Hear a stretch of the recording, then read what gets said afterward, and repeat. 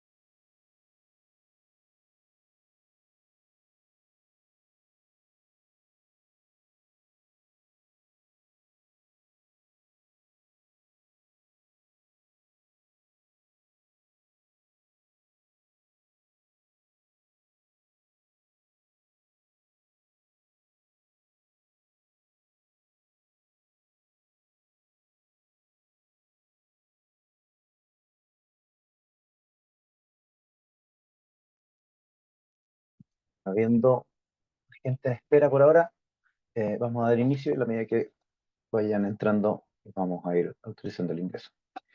Sean todas y todos muy bienvenidos a la clase del día de hoy, la clase número 7 del curso de especialización Camino a la COP30, Incidencia Política en materia de cambio climático.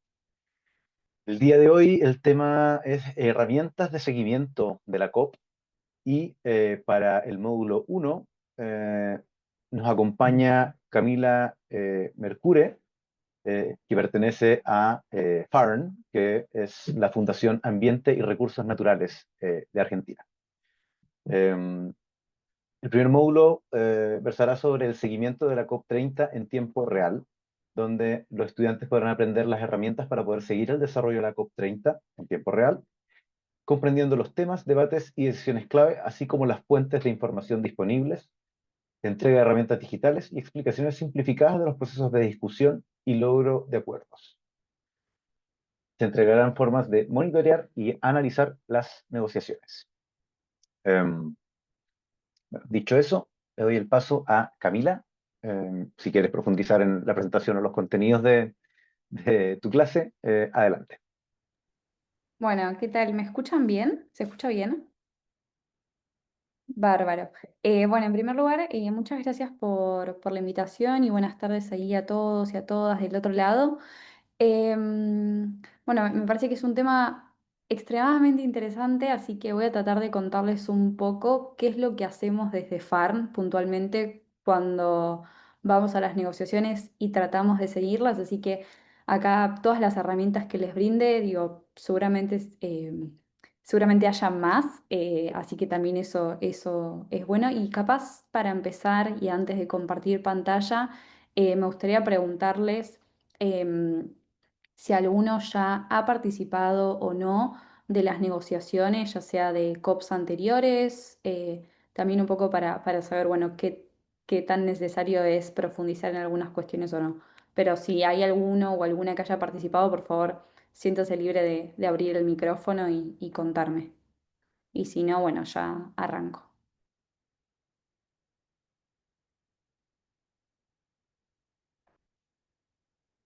Bueno, creo que hay nadie. Bueno, entonces si les parece voy a compartir pantalla. Y si bien hay un espacio de preguntas al final, la idea también es que podamos conversarlo, así que en la medida en la que ustedes tengan preguntas, yo no voy a poder ver si están levantando o no la mano, así que abran el micrófono y lo vamos conversando. Gracias. Mm, Ahí mm. Laura Morales comenta que participó en la COP26 en Glasgow y la siguiente de modo virtual. Perfecto, bueno, buenísimo también saberlo, entonces ahí Laura también me podrá complementar con seguramente algunas herramientas o información, así que gracias. Bueno, tal y como lo mencionaron, el módulo de hoy es un poco las herramientas de seguimiento de la COP, pero también nos parecía interesante no solamente hablar de, bueno, de cómo seguirlas, sino también de ese análisis que muchas veces es necesario también para entender un poco los mensajes. Hay muchas veces que en el ámbito de las COPs y de la diplomacia climática, las palabras suelen decir más de lo que uno parece, entonces también es importante poder hacer como ese análisis.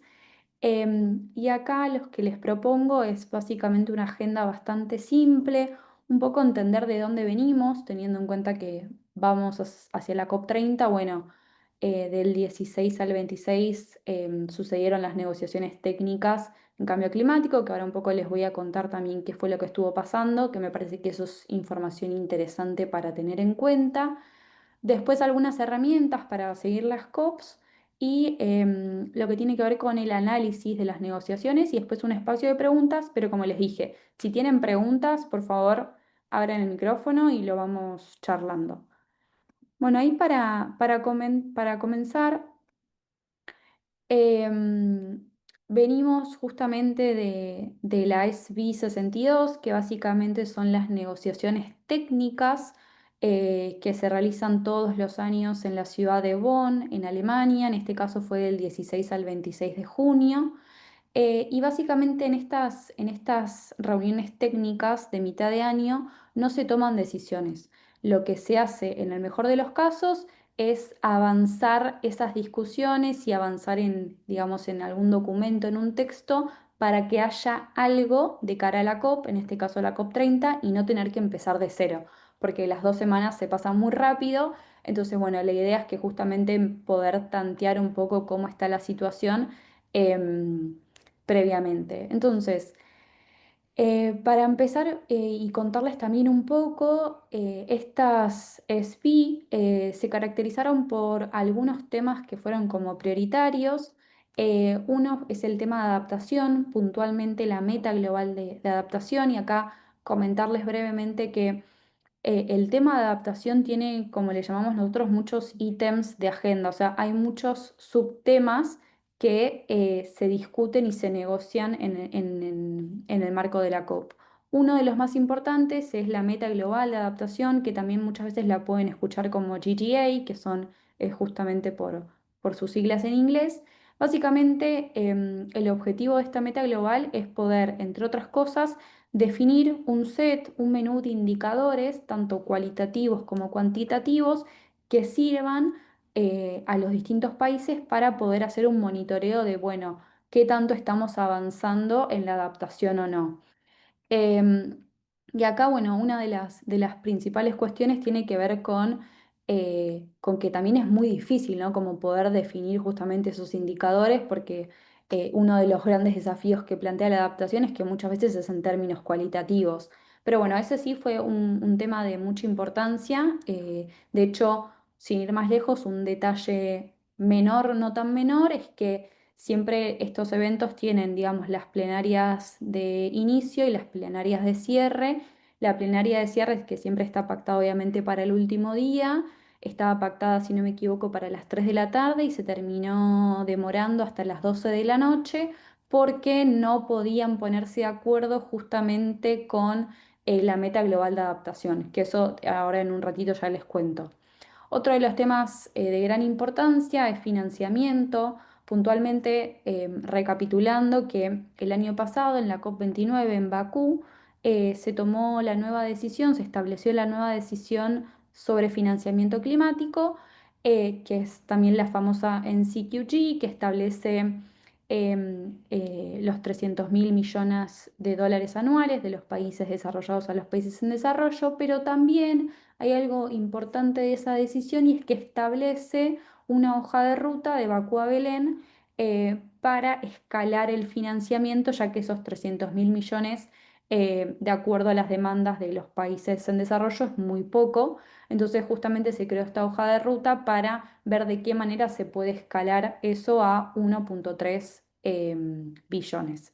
Y después otro tema también de importancia que fue cobrando mayor importancia en los últimos años es el programa de trabajo de transición justa. Este programa se creó en la COP27 y después en la COP28 se estableció que fuesen por el momento una serie de diálogos. Entonces, bueno, empezaron también a surgir conversaciones de por qué solo hablar de diálogos, ¿no? ¿Por qué no podemos empezar a hablar de resultados, de acciones, de indicadores, de un plan de trabajo?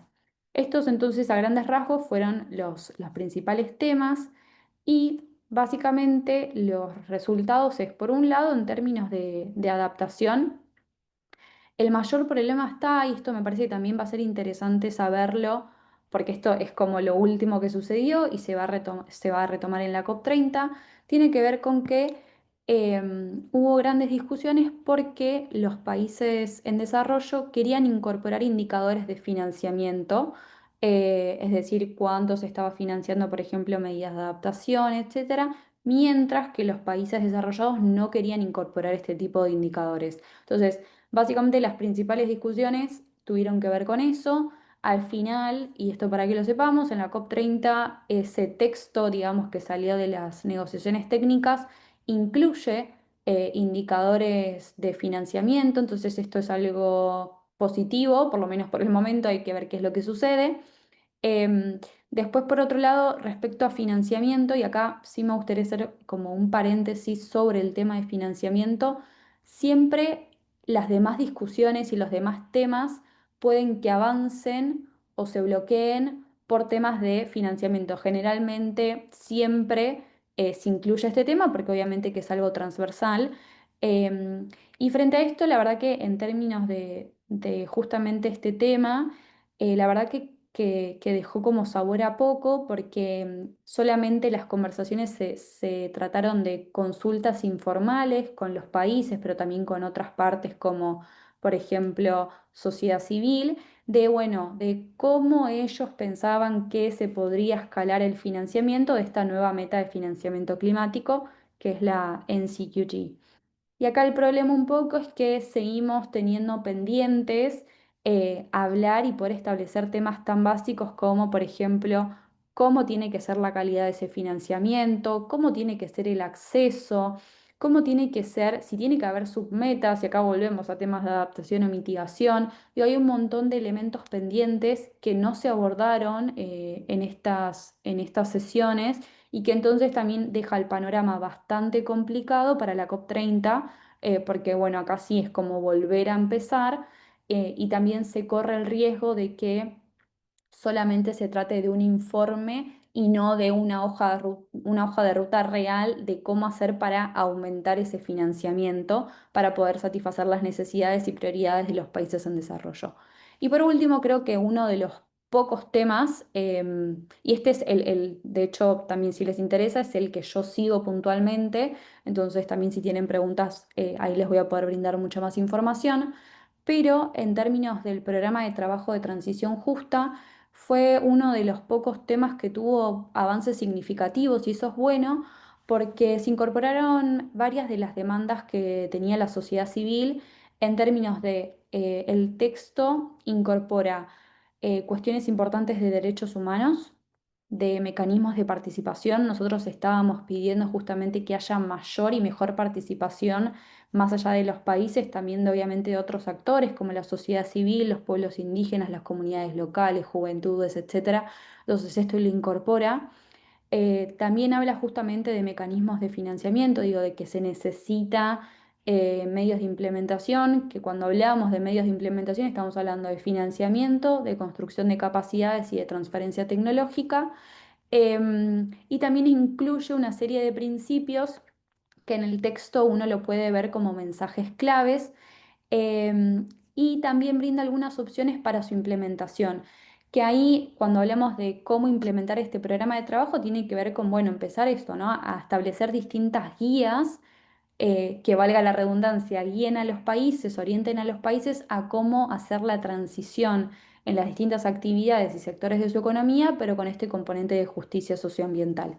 Así que creo que esto fue un gran avance. Obviamente sí tenemos que tener en cuenta que esto no es ninguna decisión tomada, pero es una base para comenzar las discusiones en la COP30. Y dicho esto, ahora sí, quería meterme de lleno con estas herramientas para la COP30, pero me parecía interesante e importante hacer como una breve recapitulación de lo que sucedió hace poco, porque esto, nuevamente, se va a partir de esto para continuar las discusiones. Y acá armé, perdón, brevemente, como un paso a paso de algunas de las cosas que nosotros solemos hacer desde Farm, pero nuevamente digo, si ustedes tienen ahí alguna otra herramienta o insumo o idea que les sirvió o que les sirve, bienvenido sea también a que lo charlemos. En primer lugar, las COPs, si no fueron, no quiero ser alarmista, suelen ser espacios que a veces agobian un poco y más si es la primera vez, porque están sucediendo muchas cosas al mismo tiempo durante una gran cantidad de días. Entonces, mi primera recomendación, esto ya es una primera recomendación de cuando yo fui a mi primera COP, es, bueno, seleccionar un tema de interés, em, que pueden ser varios. Yo acá mi recomendación siempre es que no elijan más de uno o dos, porque generalmente, por ejemplo, en las negociaciones muchas veces las conversaciones se suelen mezclar, digo, hay muchas conversaciones dándose al mismo tiempo, entonces capaz está bueno, si se puede, seguir una conversación y seguirla bien. Y ahí, bueno, obviamente que va a depender también, y me parece algo interesante sobre esto, que es importante también tener en cuenta, por ejemplo, cuáles han sido, o sea, qué temas han sido identificados como prioritarios por la presidencia, en este caso la presidencia de Brasil. Y acá, por ejemplo, un recurso muy útil son las cuatro cartas que la presidencia de la COP30 ha elaborado y presentado, en donde, por ejemplo, se habla de cuáles van a ser los temas prioritarios. Dentro de esos temas prioritarios, está el programa de trabajo de transición justa, está la meta global de adaptación y también está el balance mundial. Que esto también me parece interesante mencionarlo porque generalmente que cuando se priorizan los temas, en este caso estos tres, generalmente en las agendas y en las discusiones también ve que esto va tomando como mayor importancia, se le dan más tiempo para las discusiones, etcétera. Pero la realidad es que hay muchos temas, hay temas de financiamiento, hay temas de género, hay temas de transparencia, hay temas de mercados de carbono, digo, hay muchos temas, me parece ahí bueno, que hay primero que hacer un trabajo previo de identificar qué temas son de interés para uno o para el lugar en el que uno trabaja o está voluntariando. eh, Después, como segundo paso, y nuevamente esto teniendo un poco en cuenta que las primeras veces eso suelen ser como un poco agobiantes porque creo que uno entiende, o uno empieza a entender la COP cuando está allí. Siempre es bueno prepararse, pero uno va entendiendo la dinámica en la medida en la que claramente también van pasando los días. Y ahí es muy importante identificar actores clave. Cuando hablo de actores clave, hablo puntualmente de identificar aquellas organizaciones o redes de organizaciones que trabajan ese tema. Por poner un ejemplo también y contarles mi experiencia, em, está la red CAN, que es Climate Action Network, que ellos justamente hacen incidencia en las negociaciones y tienen distintos grupos de trabajo. Y uno de los grupos de trabajo, por ejemplo, en este caso, era un grupo de trabajo sobre transición justa. Entonces, bueno, digo, el primer año y al día de hoy también sigue siendo muy útil poder interactuar con estos grupos de trabajo porque también ellos tienen otra mirada del ámbito internacional, de lo que sucede, de cómo avanzar, de cómo interactuar, de qué manera también incidir en las negociaciones. Entonces también ahí invitarlos a que hagan también ese mapeo de organizaciones y de redes que trabajen ese tema y con los cuales ustedes puedan interactuar. Después algo muy útil, que en la presentación, acá no lo van a ver, pero en las notas de la presentación hay una serie de links. Siempre es muy bueno consultar fuentes oficiales. Digo, actualmente contamos con el sitio oficial de la COP30, que por ejemplo ahí ustedes van a poder encontrar las 4 cartas de la presidencia. Después también hay un sitio de documentos de la UNFCCC, que ahí lo interesante es que ustedes, por ejemplo, frente a un tema de interés, van a poder encontrar los documentos y las decisiones que están relacionadas con ese tema. Entonces también muchas veces sirve para poder saber de dónde viene ese tema, qué es lo que sucedió. Así que eso también es de gran utilidad. Después también hay distintos webcasts y transmisiones en vivo, también desde la página, y esto también es bueno cuando, por ejemplo, uno no puede seguir las conversaciones de manera presencial. Obviamente que las negociaciones en sí no se transmiten, pero sí, por ejemplo, las conferencias de prensa y algunos eventos paralelos. Y bueno, y nuevamente, los eventos paralelos, los oficiales, también generalmente suelen ser muy interesantes porque hay desde organizaciones acreditadas y que justamente también se especializan en algún tema. También muchas veces hay eventos paralelos oficiales de la COP, de la presidencia de la COP, que por ejemplo, no sé, en este caso en la SB hubo muchos sobre em, las prioridades, la agenda, temas logísticos, entonces también muchas veces sirve estar en esos eventos. Y después algo que a mí también me ha ayudado mucho y me ayuda al día de hoy es que uno no puede estar en todo, tenemos que ser como completamente honestos con eso. Entonces siempre hay medios especializados en cubrir justamente las negociaciones. Ahí dejé 3. En el caso del primero, suele hacer una cobertura digamos, día por día, entonces saca como digamos, las principales conclusiones para cada ítem que se está negociando, o por lo menos los más importantes. Y después los demás suelen ser, tanto Carbon Brief como Climate Home News, suelen ser más newsletters, pero sirven un montón también y eso, y a uno también le sirve para poder entender más o menos el panorama general de, de los demás, de las demás agendas, que obviamente que se van tocando con los temas de interés que sean para uno. Pero bueno, esas son algunas de las herramientas que nosotros generalmente solemos utilizar a la hora de seguir las negociaciones.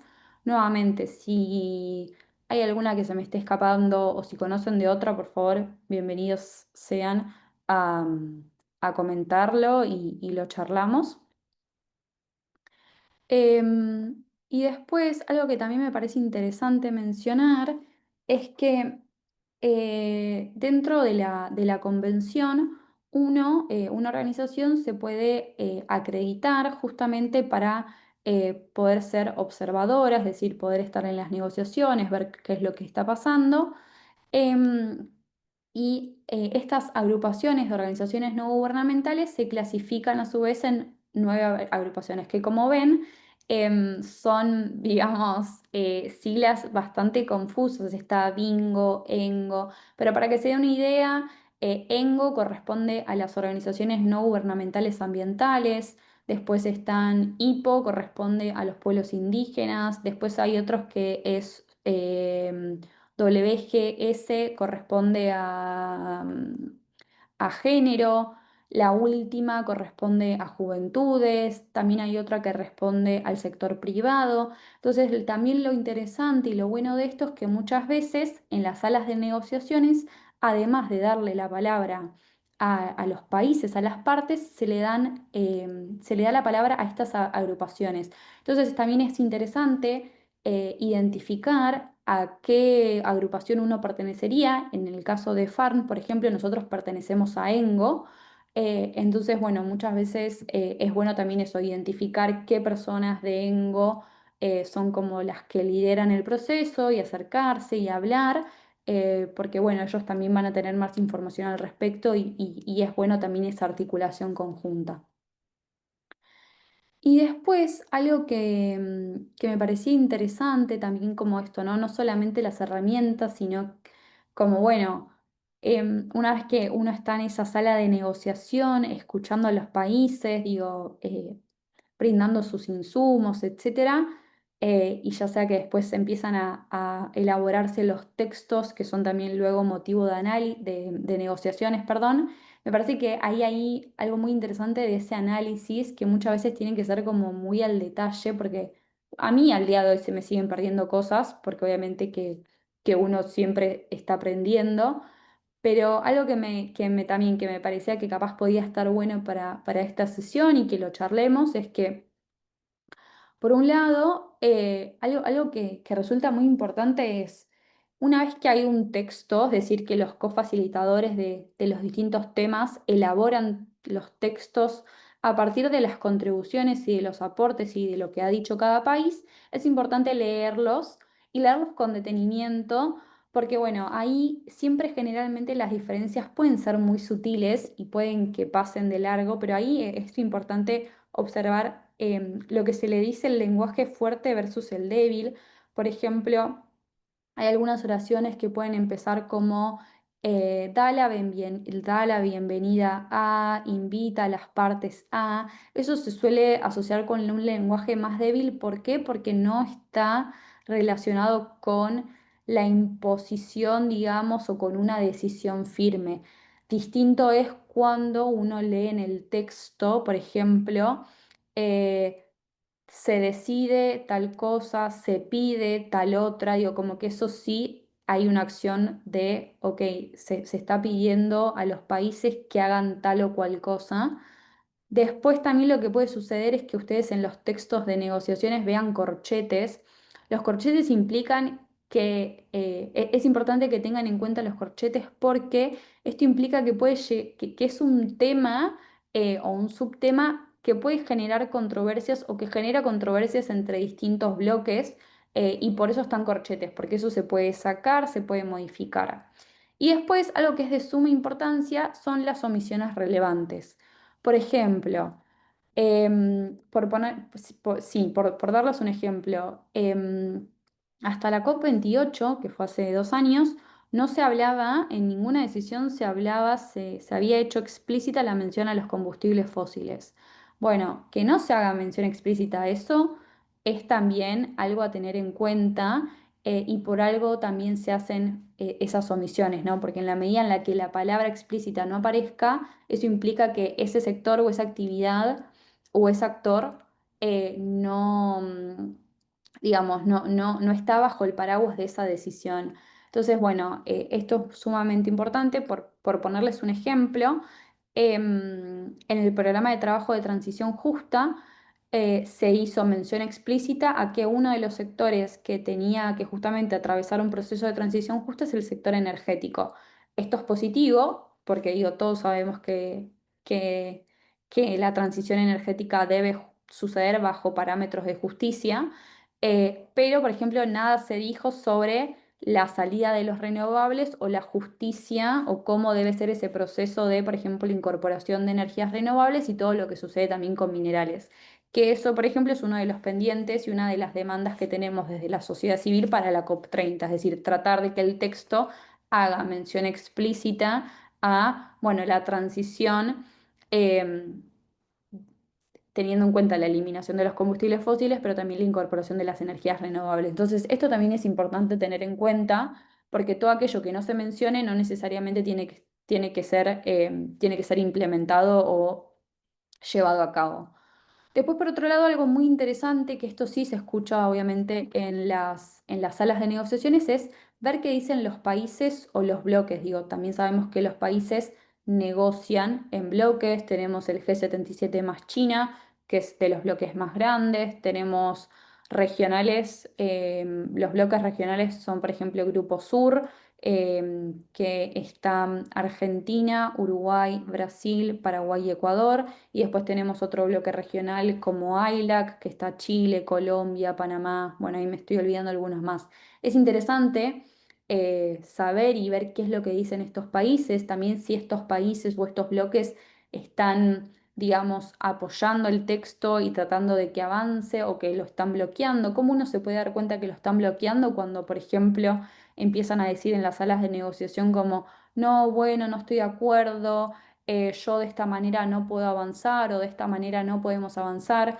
Porque acá volvemos como a la base de las negociaciones. Cada país, cada parte tiene un voto, por así decirlo, entonces en la medida en la que todos los países no se pongan de acuerdo, no se va a poder llegar a tomar esa decisión. Entonces es interesante empezar a ver como, bueno, cuáles son los países que están a favor de qué cosa y qué países están en contra de qué otras. Y también siempre en los distintos temas hay grupos, países que están más activos que otros y esto también es interesante tenerlo en cuenta. Y acá de vuelta, por poner un ejemplo, em, cuando fue ahora las negociaciones técnicas del programa de trabajo de transición justa, los países, por ejemplo, el bloque de ILAC, Colombia, Chile, Panamá, etcétera, también G77 más China, que bueno, ese es el grupo más grande, Grupo Sur también, que está integrado por Argentina, Uruguay, Paraguay, Ecuador, etcétera. Ellos, por ejemplo, estaban muy a favor de que el texto haga mención explícita a distintas opciones para la implementación de las transiciones justas en los países. Y se podía ver cómo ellos estaban a favor porque a su vez ellos sugerían distintos textos para incorporar, distintos párrafos para incorporar en ese texto que haga mención a la implementación. Por otro lado, países como, o bloques como la Unión Europea, Canadá, Australia, no se mostraban a favor de esto, entonces en un principio, por ejemplo, ellos muchas veces lo que se hace es decir que ese tema no corresponde al alcance del ítem. En este caso, lo que mencionaban es que la implementación estaba fuera del alcance del programa de trabajo de transición justa, porque en su decisión se había establecido que eran solo diálogos para poder compartir buenas prácticas e intercambiar experiencias. Entonces, esto también es interesante tener en cuenta porque generalmente no lo van a decir tan explícitamente que están a favor o en contra, sino que van a encontrar otras maneras de mencionarlo y esto también es interesante poder tenerlo en cuenta.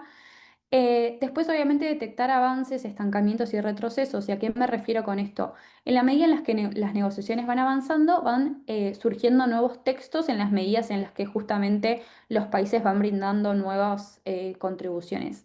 Y respecto a esto, muchas veces lo que suele pasar es que se comienza con un texto muy ambicioso que contiene, digamos, muchas alternativas positivas o buenas o contiene muchas de las demandas de la sociedad civil, pero podemos ver que en el medio empiezan a haber estancamientos, ya sea de que se empiezan a borrar partes del texto, de que se empiezan a cambiar o agregar otras. Entonces es importante ahí mirar la primera versión del texto de cómo empezamos y después ver esa última opción del texto y ver cómo terminamos, porque eso ahí también da la pauta de, bueno, de cuáles también son las líneas rojas de los países.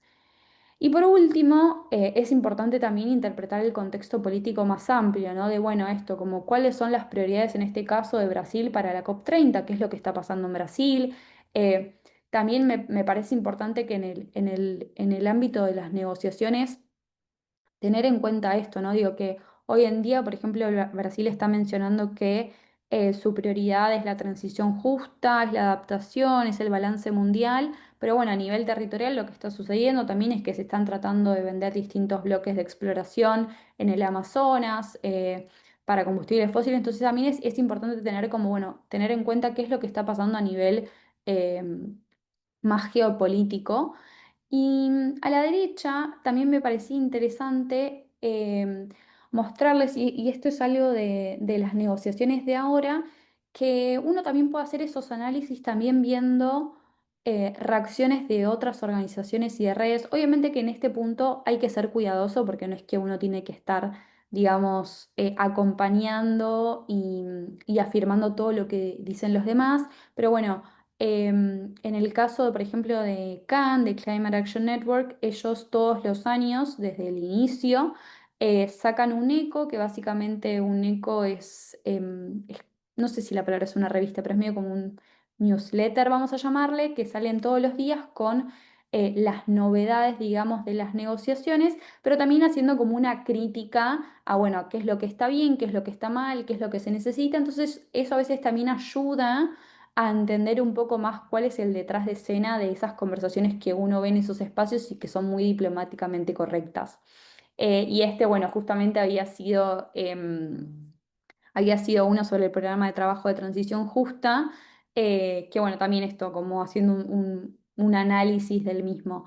Pero eso sería a grandes rasgos un poco como, bueno, qué es lo que pasó en la SB, ahora en Bonn, en Alemania, un poco cuáles son esas herramientas para seguir, también cómo es que se pueden analizar esas negociaciones. También muchas veces algo que suele suceder es que en estas redes de organizaciones se suelen llevar a cabo reuniones bilaterales, o sea, reuniones bilaterales hacen referencia a reuniones con los países, con las personas que están negociando los temas, para un poco entender la postura del país, pero también un poco para hacerle saber cuáles son las prioridades o las preocupaciones desde la sociedad civil. Entonces, esto también es algo muy interesante para tener en cuenta. Yo creo que las COPs tienen el desafío, pero también la oportunidad de trabajar en red y de ver cómo se articulan con otras personas, otras organizaciones que están trabajando en los mismos temas para justamente llegar o tratar de llegar a un resultado más ambicioso que también contenga, obviamente, que las demandas, y particularmente las demandas de la región. La realidad es que estos espacios generalmente no suele haber tanta gente de la región, entonces también me parece que es una oportunidad importante para que hagamos llegar nuestras demandas digamos, en primera persona, ¿no? Porque obviamente que hay otras organizaciones que también internacionales que trabajan y se encargan de llevar los temas de la región a estos espacios, pero me parece importante también que nosotros que sabemos obviamente qué es lo que pasa porque lo vivimos de primera mano, también podamos llevar esas demandas y preocupaciones obviamente a la COP.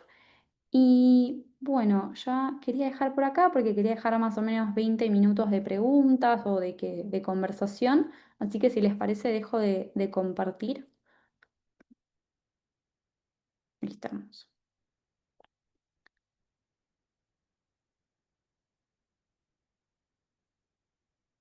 Em, sí, Patricia. Eh, Hola Camila, muchas gracias.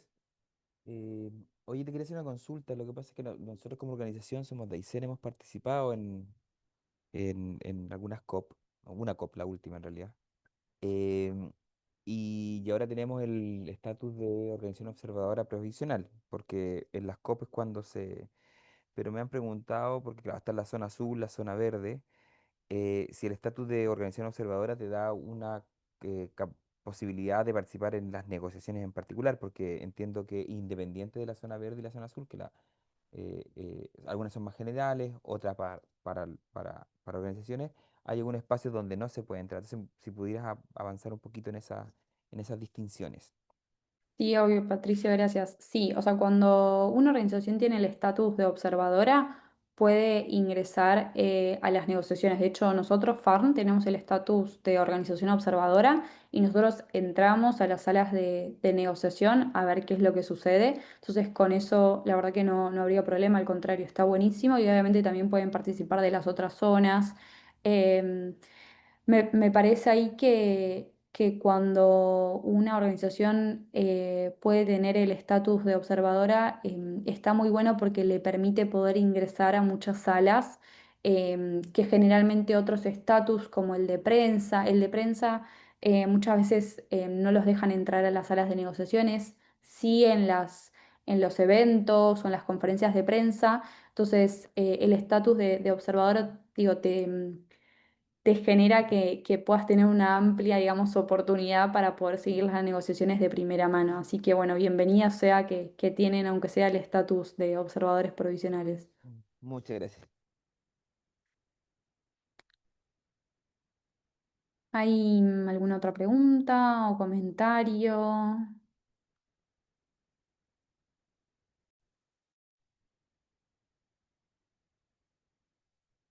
Hola, buenas tardes. Y disculpa, ¿qué se requiere para que una organización pueda ser invitada o aceptada o que pueda participar en eso. ¿Qué tal, Alicia? ¿Cómo estás? Mira, te cuento. Por un lado, lo que puede vamos a decir que en el caso ideal, una organización está acreditada ante la convención como observadora. Para eso, básicamente, uno necesita presentar documentación. Eso, si querés, después te lo puedo compartir porque la verdad la documentación detallada no lo sé. Digo, FARN se ha acreditado hace mucho tiempo antes incluso de que yo esté en la organización, pero puedo consultar y te puedo hacer llegar el pedido. Pero lo que sí, muchas veces lo que sucede es que, de hecho a nosotros nos pasa, es que hay un proceso para tener las acreditaciones para poder entrar. Generalmente las organizaciones que están acreditadas, lo que suelen hacer, suelen pedir acreditaciones de más ante la convención. No necesariamente la convención, si vos pediste 10 acreditaciones, te van a dar 10, pero muchas veces, y ahora están en un proceso de que haya una mayor participación del sur global, entonces también están reviendo el tema de cuántas acreditaciones dan. Pero muchas veces lo que suele suceder es que organizaciones piden de más porque saben que hay organizaciones que no están acreditadas, entonces justamente les brindan la acreditación. En el caso de FAN, por ejemplo, nosotros, si nos sobran acreditaciones porque el equipo de FARN ya se acreditó, lo solemos justamente brindar a otras organizaciones que ya sea porque todavía no han presentado la documentación o porque, bueno, lo que fuese. Entonces también ahí vos tenés la oportunidad de poder participar independientemente de que no estés acreditada o que la organización no esté acreditada ante la convención. No sé si fui clara o si se entendió. Sí, sí, muchas gracias y quedaría a espera de si me compartes eso. Gracias. Dale, perfecto. Entonces se los comparto. Ahora me lo anoto y después se los comparto, así te lo hacen llegar.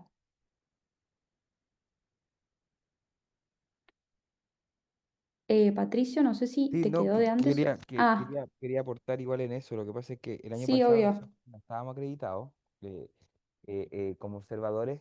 En Chile, por lo menos, no sé cómo ocurre en otros lados, pero preguntamos antes de que nos llegara la aceptación de observador, de organización observadora provisional. El Ministerio de Relaciones Exteriores de Chile, particularmente, abre un periodo que se llama el de Party Overflow, que es como los que participan como de, así como de rebasados del Ministerio, si el Ministerio de Relaciones Exteriores abre un espacio en Chile, no sé cómo serán los países, pero me imagino que la figura es para todos los países, y tú les mandas un correo con un formulario que tienen ellos, donde le dices, saben que nosotros queremos, y tú vas bajo el paraguas del Ministerio de Relaciones Exteriores. Entonces, ellos después te comunican que tú estás aceptado y ahí tú inscribes las personas, una cosa es que esté acreditada la organización de alguna forma y otra es la delegación, que son las personas que van bajo el paraguas de esa organización.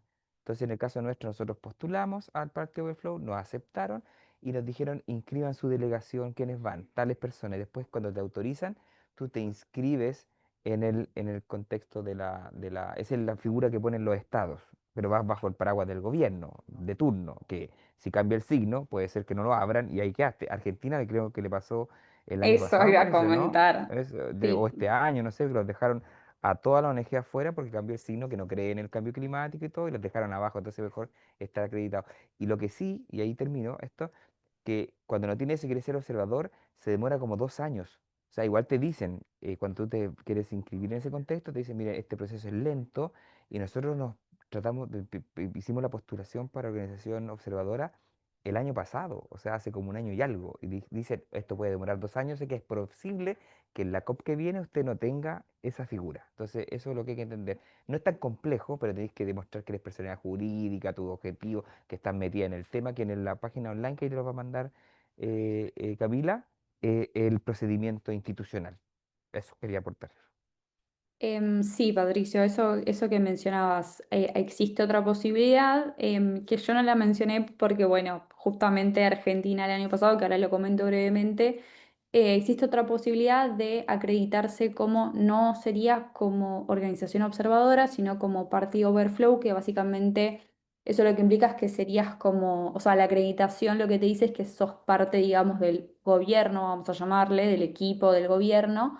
Em, y en el caso de Argentina lo que sucedió, siempre también como mencionaba Patricio, siempre se abrían formularios para que aquellas organizaciones que no estaban acreditadas ante la convención pudiesen obtener una acreditación igual, tanto para las negociaciones de mitad de año como para las COPs, y siempre una gran cantidad de personas y organizaciones de Argentina lo hacían. El año pasado, en la COP 29 sucedió, muchísimas personas de Argentina tenían la acreditación de Party Overflow, que es este formulario que comentó Patricio, y 2 días antes de terminar la COP, lo que hicieron fue dar de baja a todas esas acreditaciones, y toda la gente de Argentina que había ido con, con esa acreditación tuvo que conseguir otras acreditaciones. Entonces ahí, nada, me parece un... Y bueno, y este año para la SBI no lo abrieron, y también sé que obviamente que las personas y organizaciones de Argentina que pasaron por eso el año pasado, seguramente este año van a intentar no hacerlo. Así que eso, mi única recomendación es tener como el cuidado correspondiente en caso de que haya eso, ¿no? Un cambio político, que el gobierno no crea en el cambio climático, bueno, etcétera, esas cosas que hoy en día también están sucediendo. Creo que siempre es más confiable tal vez si una, por ejemplo, si la organización de uno no está acreditada entre la convención, tratar de hablar con otras organizaciones de la sociedad civil que sí estén acreditadas. Y respecto ahí a los links, entonces sí, se los pasamos, yo se los paso a Mariana por mail, y que ella también se los haga llegar a todos, porque ahí hay un detalle muy completo. De hecho, la información está en español, lo cual está buenísimo eso también, que no necesariamente debe estar todo en inglés. ¿Y alguna pregunta, comentario más? O capaz yo también preguntarles, acá hay muchas personas que tienen la intención de estar en la COP 30, ya sea virtual o presencialmente. Hay algo que les puedo comentar un poco si les sirve. No son noticias muy alentadoras, pero hay todo un problema con el alojamiento, básicamente porque hay pocas opciones, y las opciones que hay ya están digamos, reservadas, y a su vez está todo muy caro. Así que sí, en las negociaciones ahora de mitad de año, la presidencia de la COP 30 de Brasil estuvo mencionando que, bueno, que estaban haciendo los arreglos correspondientes para... Va a haber una plataforma en la cual se va a poder reservar el alojamiento. Todavía no la tienen terminada, lo cual es un poco problemático porque estamos a la vuelta de la esquina de la COP 30. Pero bueno, ahí hay todo un tema con temas de alojamiento que esperan, y nosotros también desde sociedad civil hemos ya enviado varias cartas para que se resuelva lo antes posible, porque también sería una lástima que sea la COP latinoamericana sin organizaciones de Latinoamérica.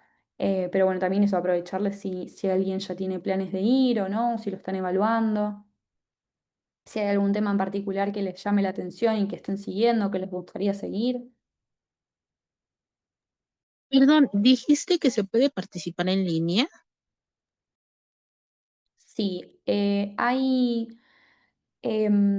cuando las organizaciones piden acreditaciones, tanto para las negociaciones de mitad de año como para las de la COP, generalmente hay veces que suelen abrir acreditaciones, digamos, virtuales, es decir, que uno puede estar siguiendo las negociaciones de manera virtual, lo cual es positivo porque obviamente que hay veces que uno no puede viajar.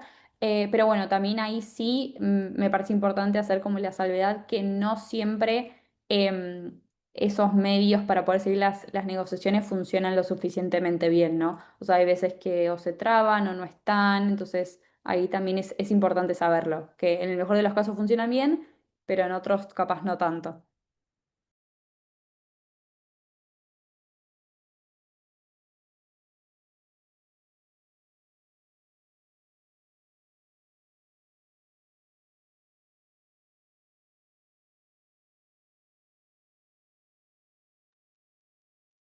Qué bueno esto que comentás del artículo 6. La realidad, de hecho, es que hay muchas personas hay muy pocas personas que siguen. El artículo 6 puntualmente, el de mercados, u otro. Hay muy pocas personas que siguen ese tema, y la verdad que es un tema muy interesante también del que poca información se tiene, así que bienvenido sea también que lo esté siguiendo, el de mercados. Yo nuevamente, siento que es un tema ya extremadamente técnico y la verdad que hay muchas cosas que se escapan de mi entendimiento. Lo que sí me parece un poco preocupante, que fue lo que pasó el año pasado, que es un tema, el de mercados, que se venía discutiendo y debatiendo por mucho tiempo. Y el año pasado se acordó, se adoptó la decisión, pero fue una manera medio extraña porque no hubo una negociación, digamos. Bueno, ahí está, vos lo estás mencionando. Tengo una conocida que ya sigue el tema de mercados de carbono y ella lo que me mencionaba era que el año pasado se llegó a tomar una decisión sobre el mecanismo, pero no hubo una negociación en sí, lo cual obviamente eso no debería suceder. Em, y nada, me parece que ahí un poco desde mi punto de vista, me parece que nos queda un camino muy largo para evitar que los mercados, digo, o sea, que solamente de repente los países se empiecen a enfocar en mercados como mecanismos más de compensación y que nos olvidemos que tenemos que tratar justamente de reducir las emisiones y también todos los problemas que hay con temas de transparencia, de contabilidad, de salvaguardas. Creo que ahí hay como muchos elementos pendientes. También un poco esto nuevamente, hablando un poco desde la ignorancia de lo poco que sé y de las conversaciones que he tenido con esta persona puntual que sigue el proceso. Pero bueno, no sé, ¿nos querés contar vos qué es lo que venís viendo sobre este artículo de mercados?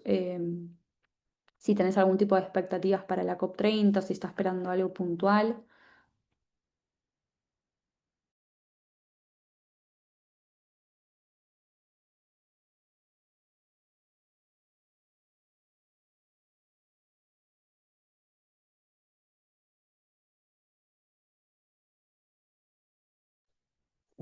Hola, ¿qué tal? No había querido conversar porque justo estoy dándole pecho a mi bebé y puede que haya mucho ruido. Por eso lo estaba escribiendo, ¿no? Saludos por acá, desde Venezuela. Bueno, para mí es un tema sumamente, digamos, además de importante, es muy, se ha tenido eh, muchos contratiempos porque justamente digamos, la intención de la mayoría de los países es justamente seguirle dando como largas por los intereses que existen. O sea, imagínate, es justamente a ver, uno de los artículos que más se ha llevado tiempo en discusión por los intereses que hay. Entonces, a mí me ha tramado mucho, me ha llamado mucho la atención porque justamente dentro de la investigación que yo me encuentro realizando es específicamente el rol que se le ha asignado a la ciencia y la tecnología para institucionalizar la mercantilización del clima, que es al final lo que está de trasfondo de estas negociaciones, ¿no? Entonces, yo he venido siguiendo en específico, ¿no? El artículo 6 porque es súper, a ver, contradictorio incluso para el mismo discurso de la convención. O desde mi óptica, si bien pues intentamos tener una perspectiva crítica, es súper complejo porque hay un entramado de relaciones muy, o sea, es súper, súper además de complejo, digamos, uno no tiene a veces alcance. Yo he sido representante de Venezuela en los SAPSTAP, he estado en un par de SAPSTAP y como personal científico. Yo trabajo en el Instituto Venezolano de Investigaciones Científicas y ha sido, digamos, fuerte. En mi caso, yo representé virtualmente porque justamente coincidió con la pandemia, ¿no? Y bueno, nada, que para no alargarme mucho, que es un entramado de relaciones entre actantes y actores en estas COP, pues. Entonces, no hay que verlo desde una manera tan ingenua. Hay demasiados intereses mercantiles allí que, bueno, nada, pues eso es lo que quería comentar. Gracias. No, al contrario, gracias a vos por tu intervención y me parece muy acertado esto que mencionás de no mirar estos procesos, digo, independientemente, bueno, de esto de mercados, pero de manera tan ingenua, porque ahí también obviamente que en las salas de negociaciones uno puede ver como justamente dónde están los intereses de una parte y de la otra. Entonces eso también es importante tenerlo en cuenta y hoy en día estamos en un momento también, y esto un poco trayendo lo que mencionaba, ¿no? Bueno, de ver también como cuál es la imagen más grande, de que bueno, hay toda como una desconfianza del proceso multilateral, entonces por un lado es importante como seguir apostando a estos procesos, pero por otro lado también hay que hacer una autocrítica de, bueno, de cómo están funcionando estos procesos, ¿están funcionando bien? ¿Están funcionando lentos? Y acá, por ejemplo, en el ámbito de la convención y de la COP se está hablando, ¿no? Hay conversaciones internas sobre, bueno, habría que tener, digo, habría que tener una conversación sobre una reforma y bueno, y empiezan a darse algunas conversaciones que me parece que son interesantes y que son necesarias también. Así que también muchas gracias por ese aporte. Bueno, no sé, ahí ya, sí. Sí, sí, sí, por favor. Perdona, perdona que con esto cierro. Lo que pasa es que también es importante mencionar que para estas reuniones va a depender también de la cantidad incluso de, a ver, de representantes que haya por parte, o sea, por país. Entonces, digamos, países como, por ejemplo, en mi caso, por ejemplo, Venezuela, la cantidad de delegaciones pequeña, o sea, estamos hablando de que hay delegaciones que son de 200 personas, o sea, imagínate, en comparación con países como el mío, que apenas serán 5 personas, si acaso, a veces, o sea, entonces, no solamente, digamos, es importante, porque como tú mencionaste al comienzo, son actividades que ocurren simultáneos, hay negociaciones que ocurren en simultáneo, o sea, estamos hablando de un montón de reuniones al día, que incluso a veces los representantes ni duermen, o sea, no tienen chance de dormir. Entonces, ¿cómo tú abarcas para que haya incidencia de tu parte, de tu país? Entonces es bastante difícil. Entonces, digamos que en temas de representación, o sea, es complejo. En temas de que hay que hacer a juro bloques de negociación. Entonces, estamos hablando de que tienes que conformar bloques con otros países aliados para que si acaso lo que tú estás pidiendo pueda llegar. Entonces, es bastante complejo que se pueda avanzar. O sea, estamos hablando de que son años, a veces son 10 años de negociación continua para que si acaso pueda haber un poco de avance, ¿no? Hablamos de cómo se insertó el tema digamos, los grupos campesinos, los grupos afro, o sea, todos estos grupos con mayor vulnerabilidad, ¿no? Eso fueron años y años de negociación, ¿no? Y esto es nada más un ejemplo de de lo que te menciono, pues. Gracias. No, totalmente, totalmente. Y eso que mencionás, eso, o sea, nosotros lo vemos, negociadores que no duermen, que tienen que estar repartiéndose entre una sala y la otra, porque obviamente que eso también conlleva, o sea, un gasto, llevar a equipo técnico que pueda estar ahí y que justamente también hace a las diferencias también que vemos, o sea, eso, ¿no? Entre distintos países y regiones. Así que gracias. Bueno, no sé, ahí ya nos quedan 2 minutitos y entiendo también que hay otra clase, así que no quisiera tomar tiempo del otro módulo, pero quería preguntar si hay alguna duda, consulta, comentario o aporte más.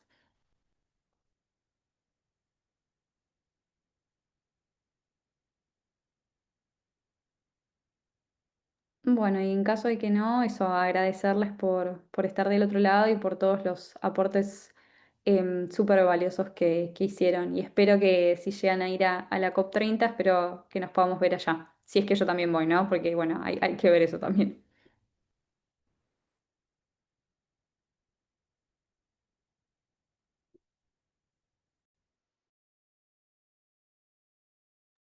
Muchas gracias por la charla.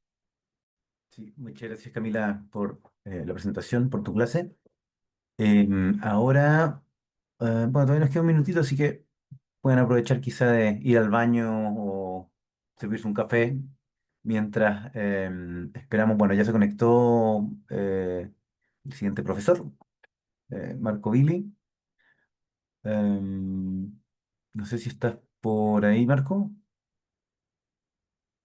Sí, estoy aquí, Ah, ya, poniendo mi buenísimo. cámara al tío. Ya, sí, no te preocupes. Ahí, mientras tanto, pueden ir al baño. Yo voy a pasar a presentarlo y comentar un poco de qué va a tratar la clase. Este segundo módulo em, va a tratar sobre el monitoreo de las políticas climáticas en Chile. En este módulo se busca entregar herramientas para que las y los estudiantes puedan aprender a hacer seguimiento y monitoreo a las distintas políticas climáticas en Chile, desde la Ley Marco de Cambio Climático, entre otras. Como les adelanté, la clase la va a hacer Marco Billy, quien es investigador del Centro de Clima y Resiliencia, em, o CR2. Así que, bueno, cuando quieras, Marco, debería estar habilitado para compartir.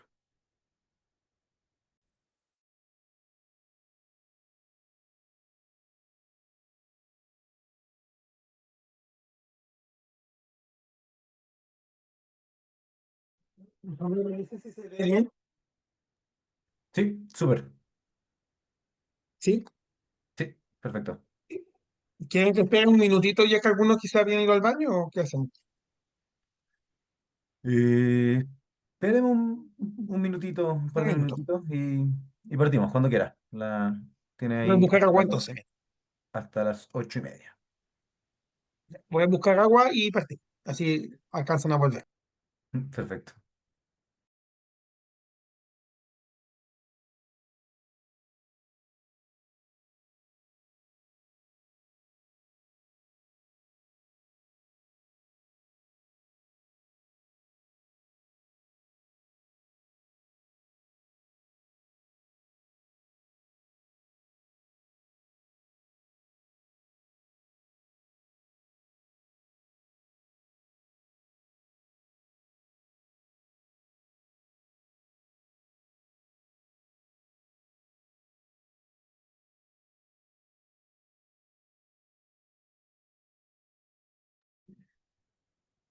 Muy bien. Eh, Partimos entonces. Cuando quieras. Bueno, buenos días a todas y todos. Un gusto estar aquí y bueno, como comentaban, yo soy Marco Billy, soy académico de la Universidad de Chile, investigador del CR2, como se mencionó anteriormente, y mis temas de trabajo, para que lo sepan, son bastante variados, particularmente trabajo en materia de política pública y gobernanza asociada con el cambio climático, y con otros desafíos de sostenibilidad, particularmente asociado con seguridad alimentaria, seguridad hídrica y transición energética justa, entre otras cosas. He hecho análisis que varían de elementos más asociados propiamente con la política, los marcos institucionales, pasando por elementos más asociados con las evaluaciones de ciertas prioridades de política, análisis de riesgo, análisis de resiliencia. Y también últimamente, en los últimos 3 4 años, he estado también desarrollando una especialización en ciertos elementos asociados con el monitoreo justamente y la evaluación de política, tanto en materia estatal, pero también con materia no estatal, porque trabajo con actores no estatales internacionales, refiriendo con eso a empresas, sociedad civil, a veces gobiernos subnacionales, academia, y redes globales que trabajan en materia de cambio climático, y ahí hemos ido desarrollando justamente marcos de monitoreo y evaluación de sus políticas, y generando asesoría también a política pública en Chile, a los varios ministerios. Entonces, es un poquito desde esta experiencia en general que les vengo a contar de eso. Y sí les digo desde ya que esta clase específicamente es la primera vez que la hago, como específicamente de monitoreo.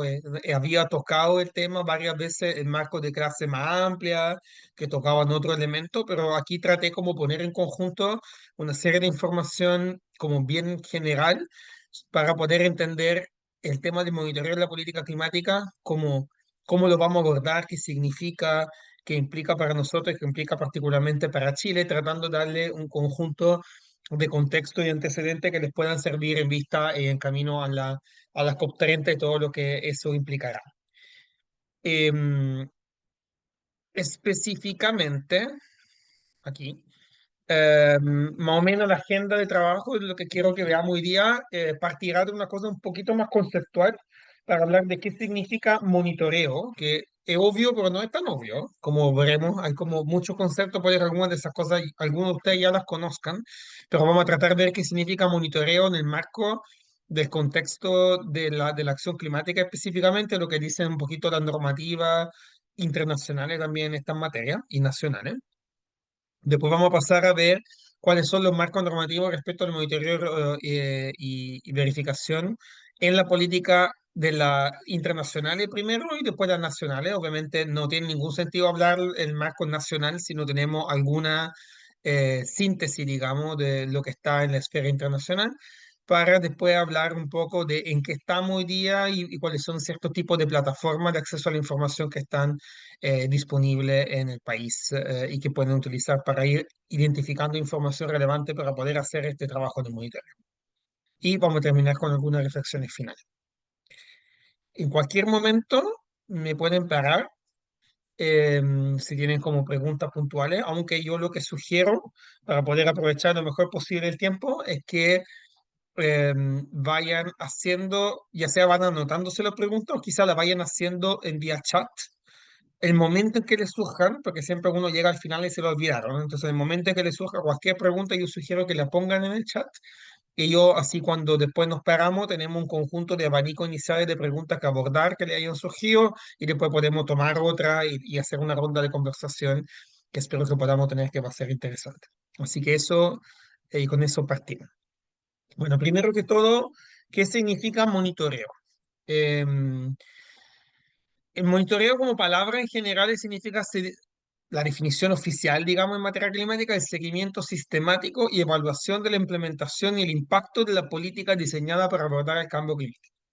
Que es una definición como amplia, pero que dentro tiene muchas cosas, así que vamos a tener que abrirla, desglosarla un poquito para entender qué significa en realidad, ¿ah? Porque en realidad, como veremos, es una caja que contiene muchas cosas.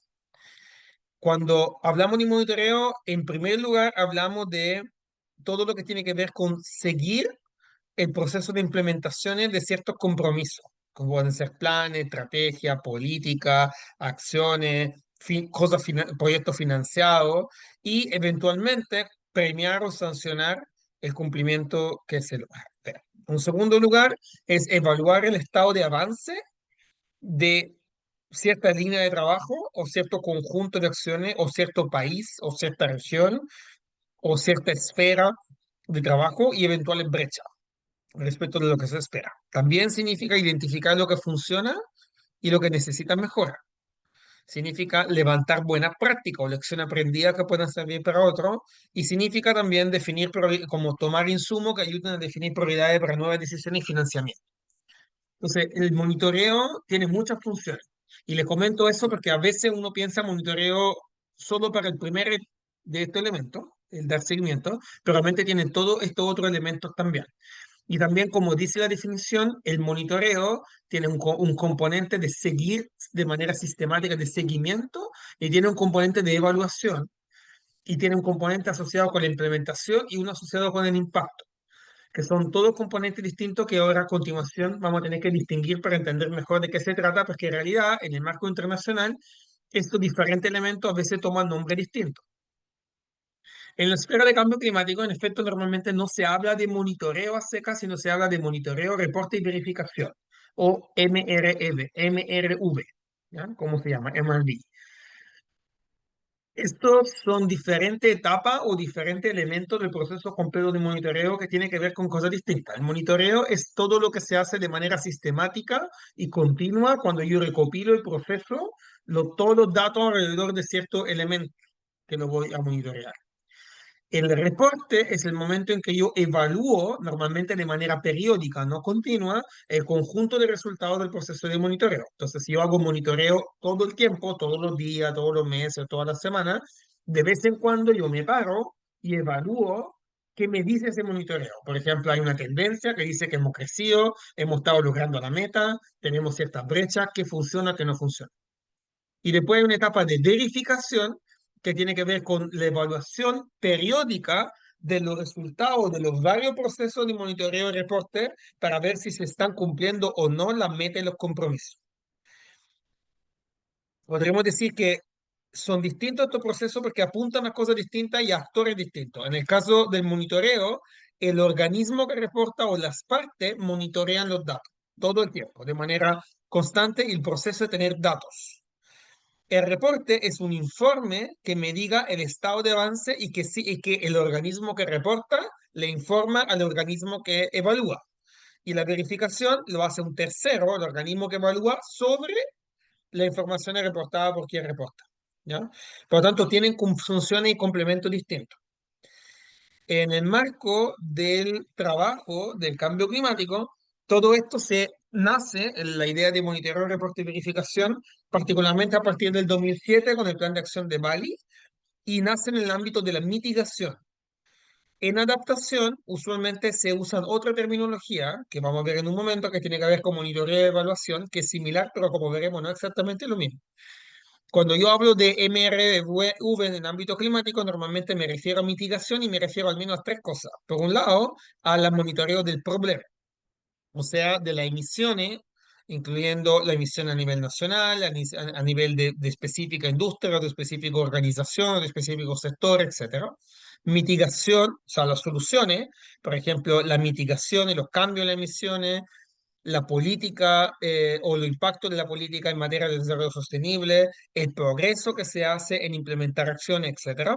Y finalmente las condiciones habilitantes, por ejemplo, cuánto financiamiento se da, cuánto financiamiento se recibe, qué tipo de mecanismo de apoyo tecnológico que se están dando, qué tipo de resultado tiene eso en implementar o en proveer ciertas políticas. En el marco del MRV internacionales, todo esto ha sido objeto de monitoreo, reporte y verificación. Es decir, de todo esto hay mecanismos constantes de levantamiento de información, en que vamos a ver cuántas emisiones se hacen en cada momento, etcétera, cuáles acciones se están implementando, cuáles financiamientos se mueven. De vez en cuando, cada país reporta sobre estos datos y otros países verifican que se estén cumpliendo la meta que los países habían comprometido en esta materia. El monitoreo, reporte y verificación es un poco distinto como concepto al de monitoreo y evaluación, ¿ya? Y para que entiendan esta diferencia necesito explicarle qué es el monitoreo y evaluación. Monitoreo y evaluación tiene que ver con lo que yo decía al principio, que el monitoreo tiene que ver tanto con un proceso de seguimiento continuo como el de evaluación periódica. Cuando hablamos de monitoreo y reporte, la evaluación tiene que más que ver con el momento del reporte, el monitoreo, bueno, con el de monitoreo. La idea de fondo es que yo monitoreo algo que se está implementando para ver si cierta política avanza como esperaba o hay que hacer cierto ajuste para mejorarlo. La evaluación se hace normalmente ex ante para saber si vale la pena hacer una cierta política y cuál es la cierta estrategia, y ex post para ver si funcionó, si logró lo que se esperaba, si vale la pena replicarlo, si hay aprendizaje. Y todo eso sirve para empezar un ciclo de retroalimentación que se llama reflexión y aprendizaje, para ver cómo mejorar el diseño futuro, pero también cómo mejorar y aprender para lograr mejores procesos de monitoreo y evaluación a futuro. Este ciclo completo se llama también MER o MER, o sea, MEL o MER, monitoreo, evaluación y aprendizaje, o monitoreo, evaluación y reflexividad y aprendizaje, según a quien le pregunta. Estos conceptos son análogos al de MRV, pero no son usados en el mismo ámbito. De partida se habla normalmente de monitoreo, evaluación o MERL, más en el ámbito de adaptación que de mitigación, y normalmente se entiende como un proceso más amplio que no solo implica instancias formales de monitoreo que llevan a un reporte, sino también ámbito más amplio que puede que no tenga ningún proceso de reporte o verificación, pero sí tienen procesos de monitoreo y evaluaciones por diferentes partes. Y de hecho el monitoreo y evaluación lo puede hacer la persona, el ente que está implementando, el ente que está, por ejemplo, financiando o fiscalizador, pero también lo pueden hacer tercera parte, lo puede hacer la ciencia, lo puede hacer la sociedad civil, lo puede hacer todo el mundo que se sienta involucrado en estos procesos. Ahora, es importante entender que cuando yo hago monitoreo y también evaluación de la mitigación y la adaptación, no necesito exactamente la misma cosa. Y por eso que también MRV se utilizó más con mitigación y se utiliza menos en el caso de adaptación. En primer lugar, cuando hago mitigación, yo tengo cierta meta y cierto ámbito que quiero medir que son distintos. En el caso de mitigación, quiero ver cambios de temperatura, emisiones, concentraciones de gases de efecto invernadero.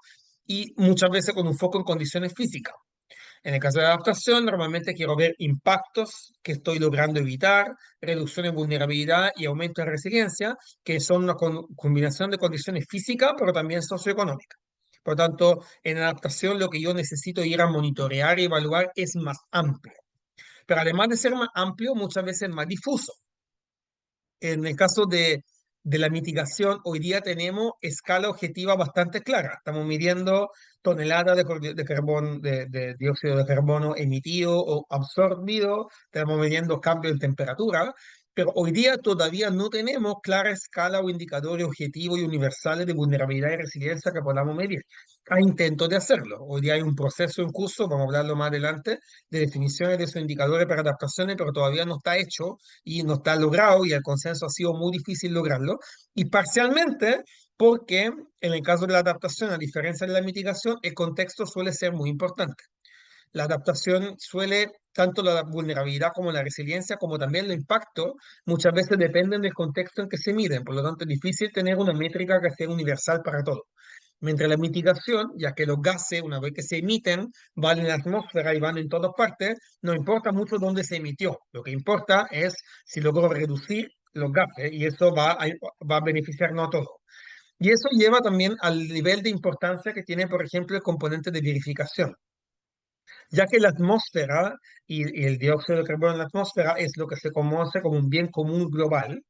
La confianza en que los demás estén cumpliendo, los incentivos a no cumplir o fingir que estoy incumpliendo, y al mismo tiempo la interdependencia entre lo que hace un país y los daños que puede recibir el otro son todos muy altos.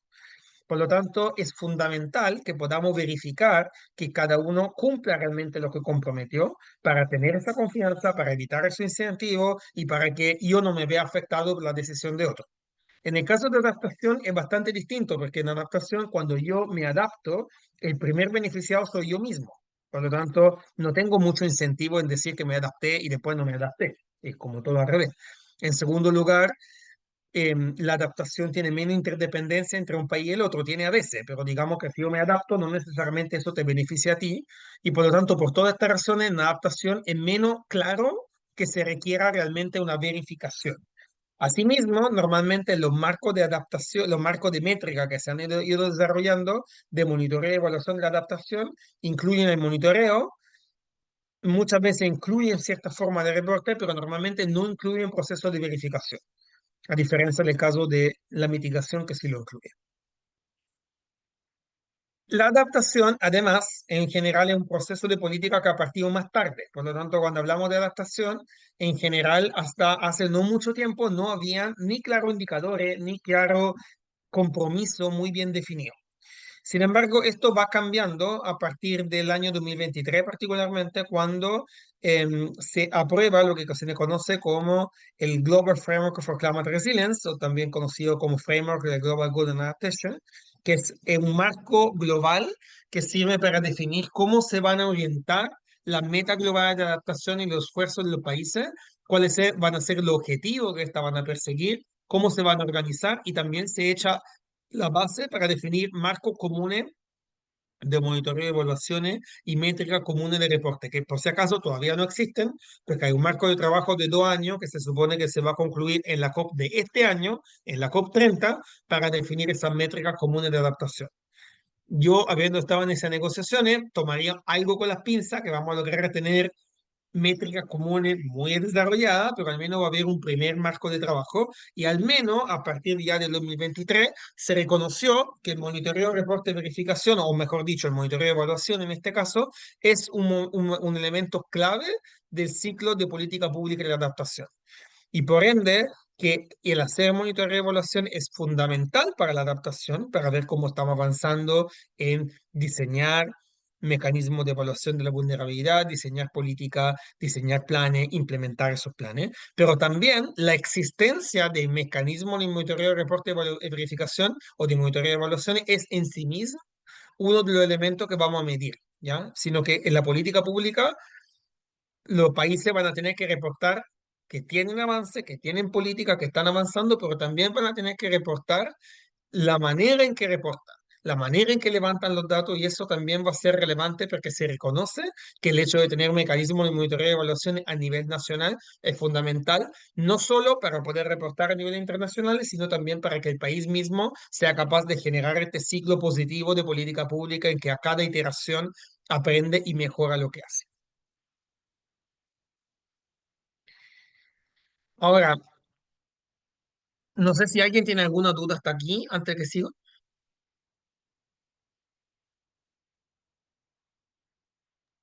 Por ahora no. Ya.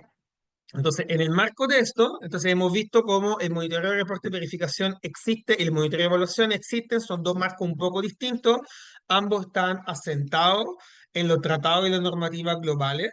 En el caso de monitoreo de reporte y verificación está asentado ya desde el Acuerdo de París en todos los mecanismos, ya vamos a ver algo más en un momento.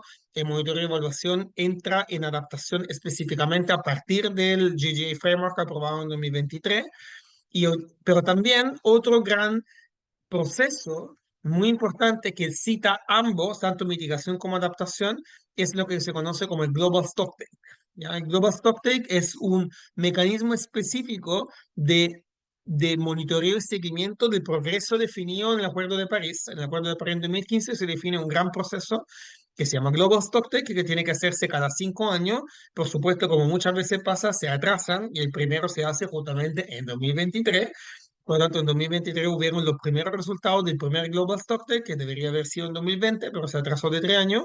Y en eso lo que se hace es el primera grande toma de cuenta de lo que han hecho los varios países para avanzar en acción climática, tanto en mitigación como adaptación. Y en eso es un proceso que, como ven, está pensado para repetirse varias veces. De hecho, después del 2023 se tiene que repetir en 2028 y así sucesivamente, de manera de ir viendo el avance hacia las metas que el Acuerdo de París fijó hasta el 2050, que son la carbono neutralidad y la anulación y la construcción de una gran resiliencia ante todos los riesgos que vayan a ocurrir.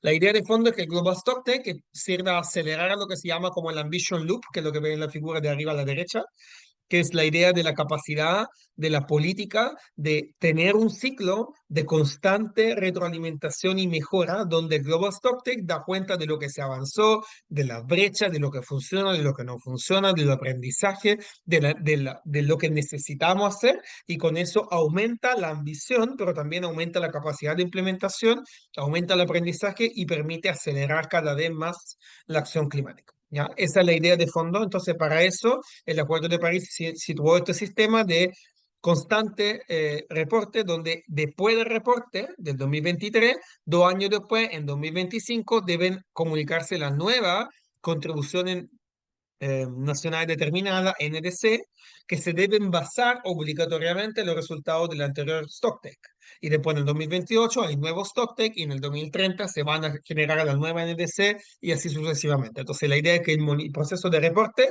genere el insumo para el nuevo proceso de planificación que todos los países deberían estar haciendo en conjunto con esta meta de seguir haciendo esto al 2050, aumentando cada vez el avance. Y ahora, el proceso de stocktake en sí es un proceso de monitoreo en sí que es bastante complejo, que dura mucho tiempo, por eso se demoraron, que partió en la COP26 en 2021, pasando primero por la recolección de información, después por una asesoría técnica de evaluación que tuvo una serie de talleres durante 1 año y medio y después se desarrollaron estos resultados que fueron después aprobados en la negociación en la COP28. Entonces no es que han llegado ahí y lo han hecho, sino que hubo todo un proceso para llegar ahí. Y también el Global Stocktake definió, entre otras cosas, que habían habido un conjunto de avance, pero también un conjunto de brecha y que había una necesidad importante de mejorar justamente los marcos de monitoreo y evaluación, porque para el Global Stocktake era fundamental tener información adecuada para poder tomar cuenta. Y muchas veces esa información no estaba disponible porque los mecanismos de monitoreo y evaluación que existían, especialmente en adaptación, eran inadecuados. Y asimismo, el Global Stocktake también define, entre otras cosas, la fundamentalidad de que la acción climática no la hagan solo los países, sino también los actores no estatales, y que por lo tanto también para los actores no estatales existan mecanismos de seguimiento y monitoreo y evaluación que hoy día no existen, sobre todo no existen para la adaptación, y por lo tanto la importancia que esto se cree. Además del Global Stocktake, del Acuerdo de París y de toda la otra cosa que le mencioné, otro elemento internacional importante a considerar, y por si acaso, yo sé que ustedes quieren saber de Chile, pero todo esto es importante para Chile porque Chile firmó todos estos tratados, entonces está obligado a reportar el Global Stocktake en el ciclo de adaptación y toda la otra cosa. Y también Chile es parte de lo que se conoce como el Enhanced Transparency Framework o Marco de Transparencia Reforzada, MTR, que es un sistema de reporte que está establecido por el Acuerdo de París para que los países informen sobre su avance y su acción. El Global Stocktake es un proceso global que todos los países hacen en conjunto cada 5 años con el objetivo de mejorar la CNDC. ¿Ya? Pero además de ese gran proceso, que acabó cada 5 años, hay otro proceso que es de más corta duración, que sirve a informar cómo estamos avanzando en implementar la CNDC que ya hicimos. El Global Stocker sirve a decir cómo va la globalidad de los países, cuáles son las brechas y cómo mejorar la próxima meta común.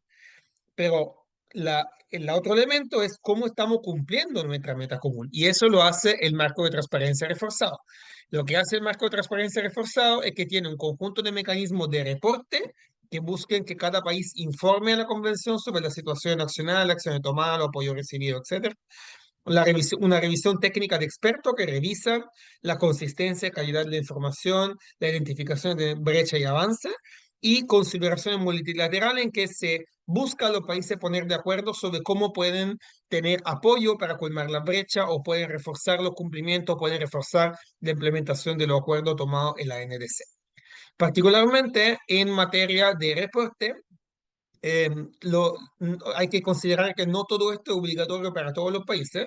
Todos los países están obligados a reportar inventario de gases de efecto invernadero y progreso en implementar la NDC en cuanto tal, particularmente en materia de mitigación, pero en materia de adaptación se considera esperable, pero depende de la pertinencia por país. Entonces, no todos los países están obligados a reportar de manera tan completa el impacto en vulnerabilidades, sino que es algo que se va a ir reforzando y que hoy día está bastante menos regulado que el componente de mitigación. Después hay la obligación de reportar el apoyo que se proporcionó a otros países para los países desarrollados y es deseable para todos los países, o sea, para los países en desarrollo, reportar si han proporcionado apoyo a otro, pero sobre todo reportar si han recibido apoyo, para este tema de apoyo conjunto entre países. También los países desarrollados está obligatorio que sus reportes sean evaluados por el Comité Técnico de Expertos, pero este es voluntario para los otros países. Los otros países pueden decidir ser evaluados o no. Y las consideraciones multilaterales, este proceso en que todo evalúan los avances de todos los países, eso todos los países están obligados a participar y lo hacen en funciones de los insumos que el Comité Técnico de Expertos ha evaluado previamente. Por lo tanto, este es otro proceso que ocurre cada 2 años, en que cada 2 años todos los países tienen que generar este informe que se llaman informes bianuales de transparencia, justamente, pero son de transparencia, y han partido hace muy poco, porque el marco de evaluación de reforzado ha sido implementado hace un par de años nomás, por lo tanto, solo se ha hecho un informe hasta el momento por parte de los países. Pero anteriormente todos los países estaban sujetos a otros mecanismos que también sigue existiendo, porque nos faltan mecanismos, necesitamos muchos mecanismos todos juntos, que son lo que se conoce como las comunicaciones nacionales. Las comunicaciones nacionales son un mecanismo que preexistía al Acuerdo de París, pero se mantuvo y que tiene que ver con que cada país tiene que informar cada 4, a veces 5 o 6 años el avance que tiene y es un mecanismo mucho más amplio del informe de transparencia. Normalmente tiene más contenido, tiene menos frecuencia y buscan dar cuenta de cambio en condiciones físicas, estrategia en acto y todo eso. Y por ejemplo, Chile este año está en el proceso de promulgar su nueva quinta comunicación nacional junto con su informe bianual de transparencia, que lo va a hacer en conjunto. Es un proceso que se desarrolló con un proceso participativo y que se va a reportar afuera a los otros países. ¿Duda o pregunta hasta acá?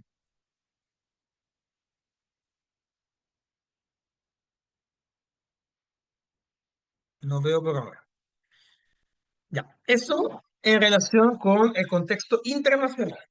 Pasamos ahora al contexto nacional.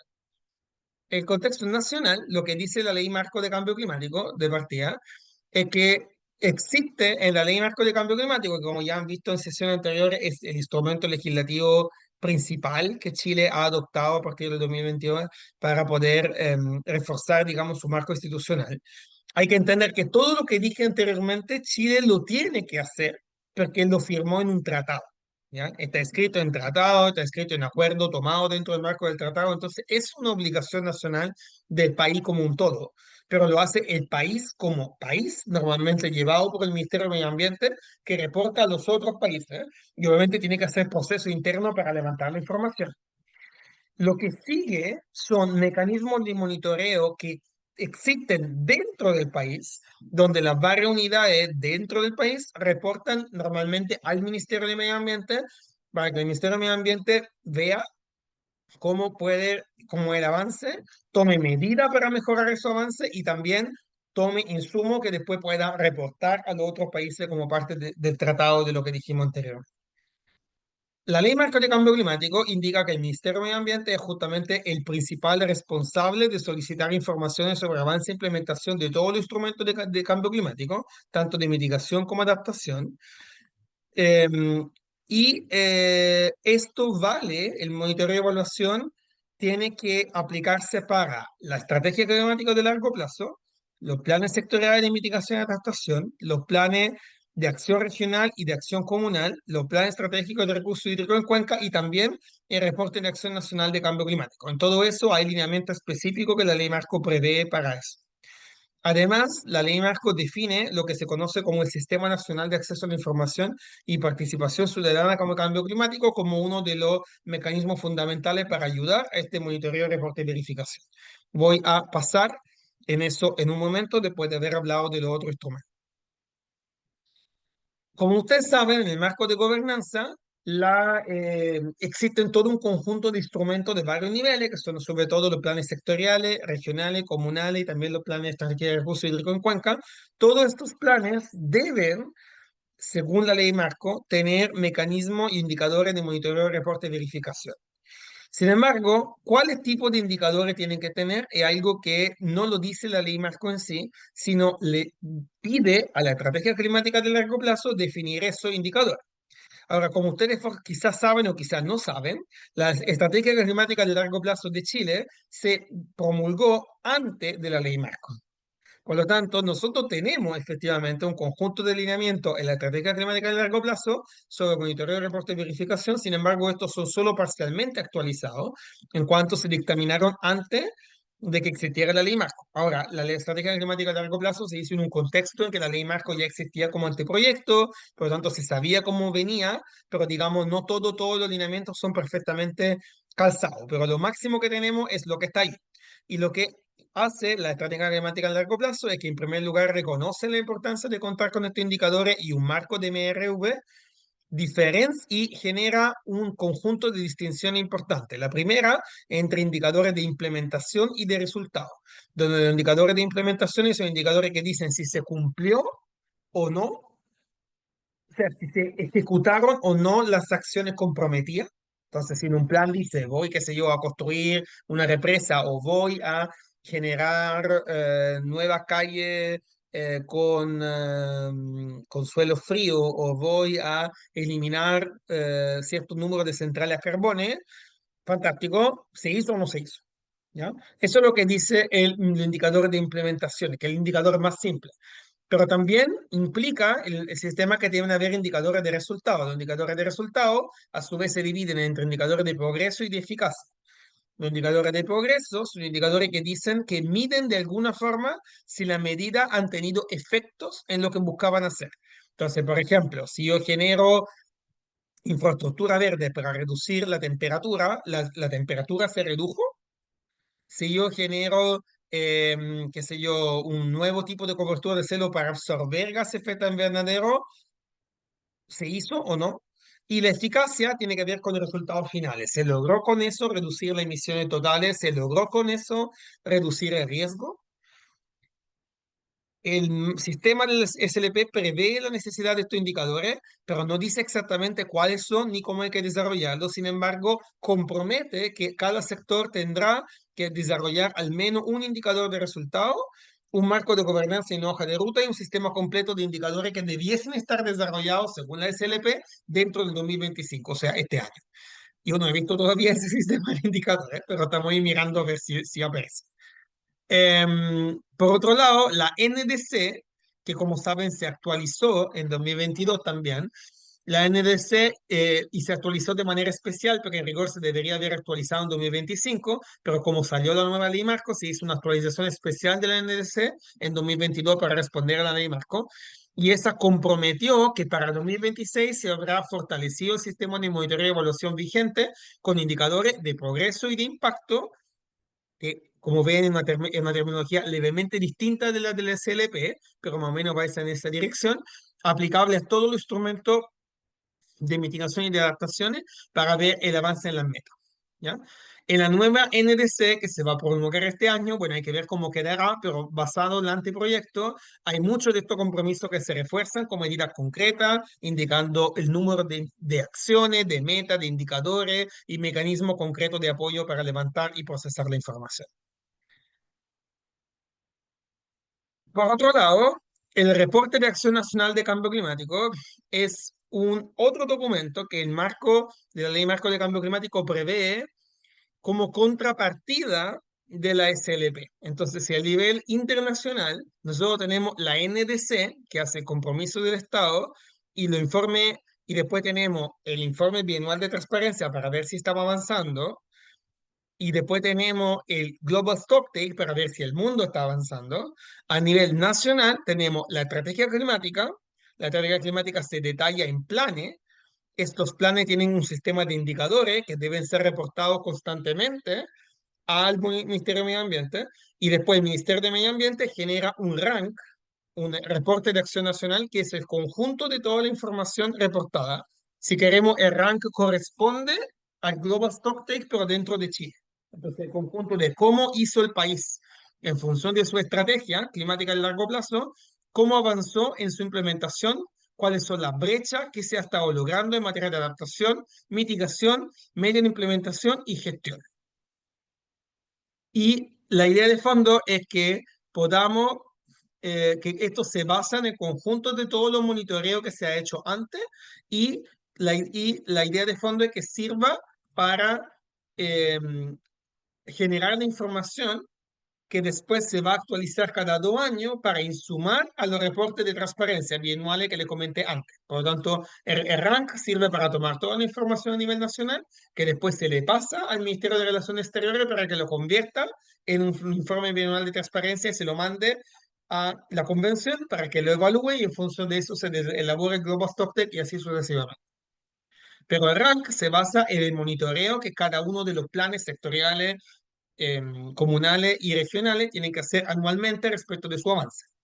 Entonces, ese es como el marco global que, al menos en teoría, Chile ha establecido para su monitoreo, reporte y verificación. Digo en teoría, porque realmente todo esto es muy nuevo, el rank nunca se ha hecho todavía, o mejor no, no mentira, se ha hecho una vez, en el 2024 hay un primer rank, em, pero se hizo de manera preliminar sin todavía existir un sistema de indicadores para todos los indicadores importantes y por lo tanto se centró sobre todo en indicadores de monitoreo, no tanto de progreso o eficacia. Pero sí existe un rank y el rank dice que la mayoría de las medidas, ustedes lo pueden ir a buscar, lo tengo en los links al final, dice que la mayoría de las medidas están hoy día en progreso, pero hay algunas ya implementadas y hay otras que todavía no empiezan. El Plan Nacional de Adaptación también es otro instrumento más dentro de la Ley Marco de Cambio Climático que prevé un conjunto de lineamientos, en particular en materia de adaptación, sobre cómo hay que hacer todos los planes de adaptación nacionales. Ahora, lamentablemente, el Plan Nacional de Adaptación se actualiza al mismo tiempo que estaban saliendo los otros planes. Por lo tanto, la mayoría de los planes no consideran el, el Plan Nacional de Adaptación en su formulación, pero sí hay una exigencia formulada en el plan y también en la NDC venidera, que todos los planes futuros van a tener que actualizarse considerando el actual Plan Nacional de Adaptación y también su mecanismo de monitoreo, reporte y verificación, donde de nuevo se destaca la importancia de fortalecer constantemente el sistema, desarrollar índices de resiliencia climática con criterios específicos para la medición transversal de adaptación y resiliencia, la habilitación de información respecto de impacto y riesgo climático en el SEIA, lineamientos generales sobre la estructura de los planes que pueda facilitar el monitoreo y evaluaciones,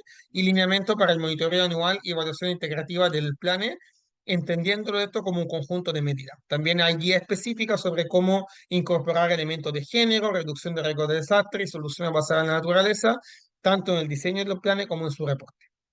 Este plan se supone que se va a promulgar este año, hemos ya pasado por el anteproyecto, y por lo tanto, una vez que este plan esté afuera, debería también generar más indicaciones.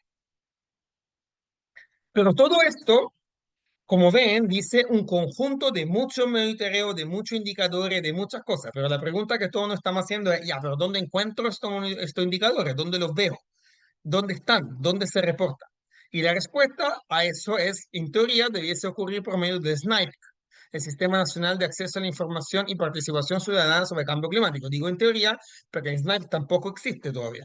Esto es parte previsto en el título 5 de la Ley Marco de Cambio Climático y también dentro del ordenamiento del Plan Nacional de Adaptación, y busca un mecanismo unificado e integrado de datos que quiere promover y facilitar, en un lado, la participación ciudadana en la elaboración, actualización y seguimiento del instrumento, pero también en general el acceso a la información, y también debe ser un mecanismo que ayude, digamos, ayude al mismo sistema, Chile, a generar este monitoreo de evaluación y ayude a que esta evaluación y no la haga solo el Ministerio de Puerta Cerrada, sino también podamos participar todos de este proceso.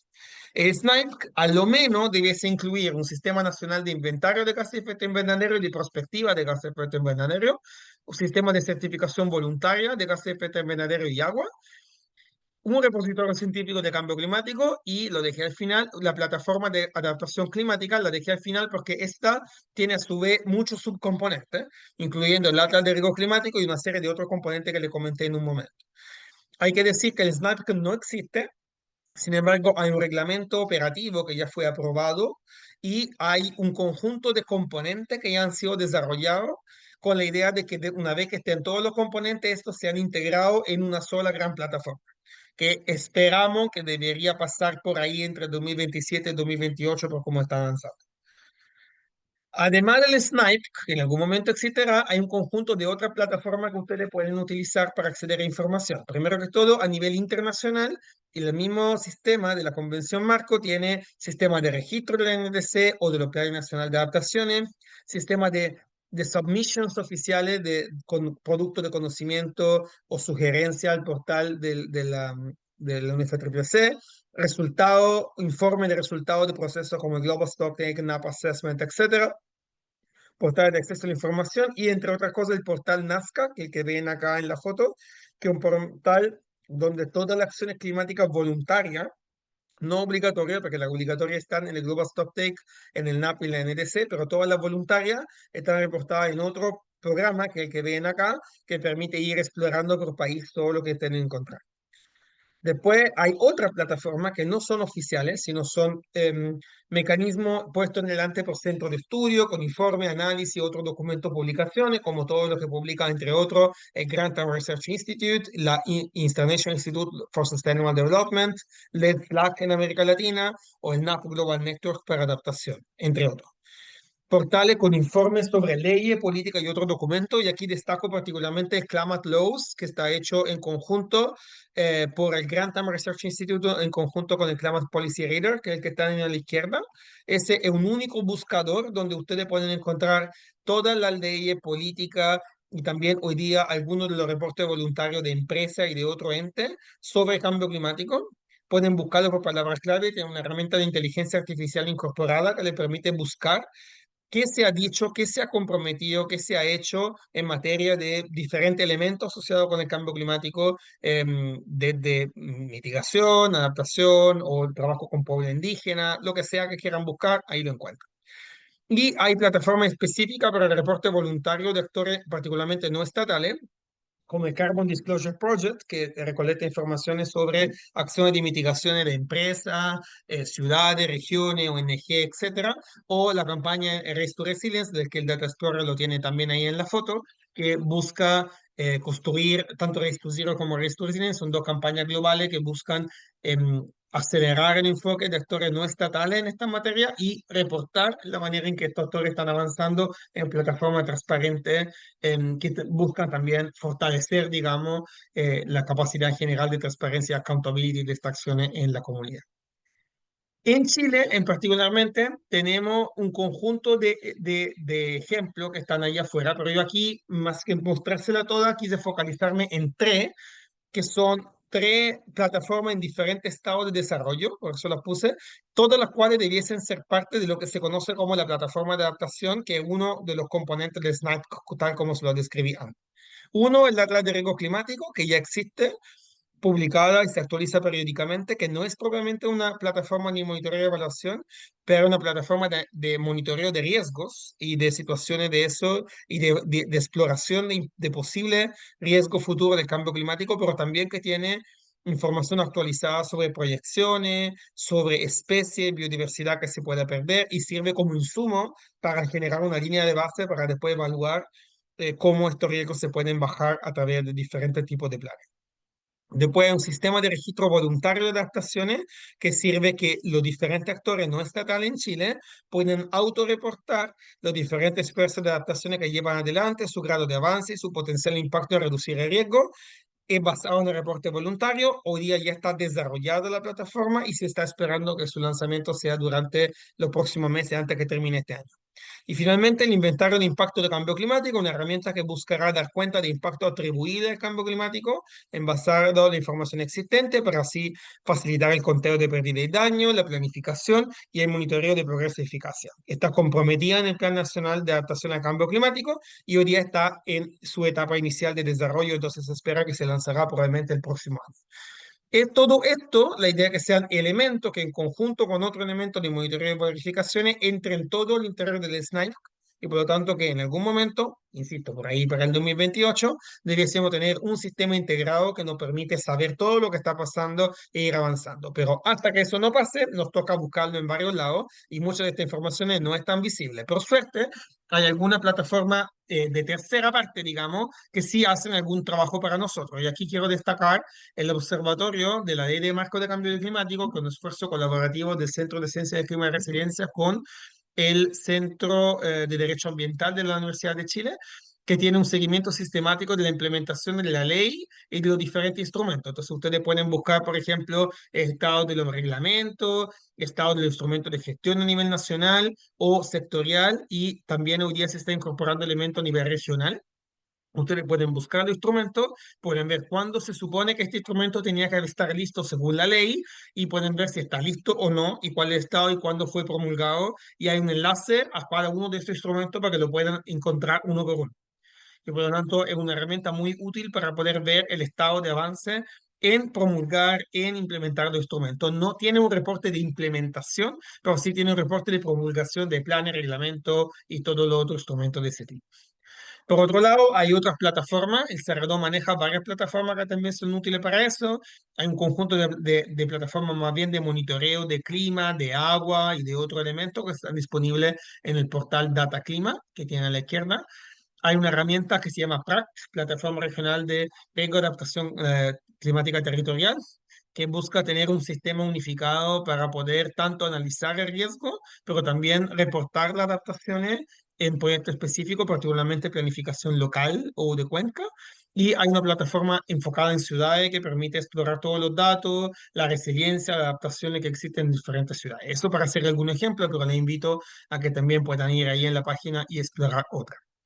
De manera de cerrar, porque ya nos quedan 10 minutos para tener algo de espacio para preguntar, mirando hacia el futuro, es fundamental en primer lugar reforzar los marcos de métrica, particularmente en adaptación, considerando los marcos globales, pero también diferentes experiencias nacionales que tenemos en esta materia.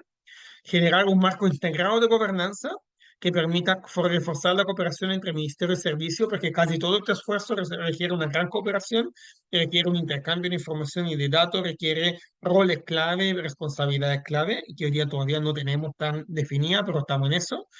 Considerar formas de incluir otros actores, especialmente ciencia y sociedad civil, y también acciones no estatales dentro del monitoreo de la evaluación. Y finalmente, la importancia clave del financiamiento de la transferencia de capacidades, como la formación de monitoreo de evaluación, la evaluación de impacto, el uso de el manejo de base de datos y también el uso de inteligencia artificial, que hoy día se considera cada vez más un elemento clave para interoperabilidad de información y también para monitoreo y reporte, porque es de verdad mucho trabajo y muchas veces no nos alcanza la hora humana para poder hacer todo esto que hemos dicho hasta ahora.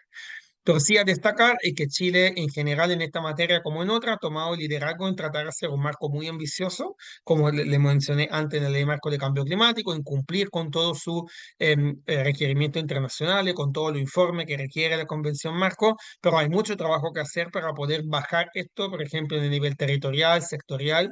Hay mucha capacitación que hacer todavía, hay mucho más financiamiento que levantar y hay un rol importante que tanto la ciencia como la sociedad civil tienen que tener en ayudar y soportar y mantener también vigente y siempre transparente todo este proceso. Aquí algunos insumos que les dejaré después en la PPT, son que le pueden servir para lo que hemos estado viendo y con eso ya termino y abro a si alguien tiene alguna pregunta que quiere hacerme.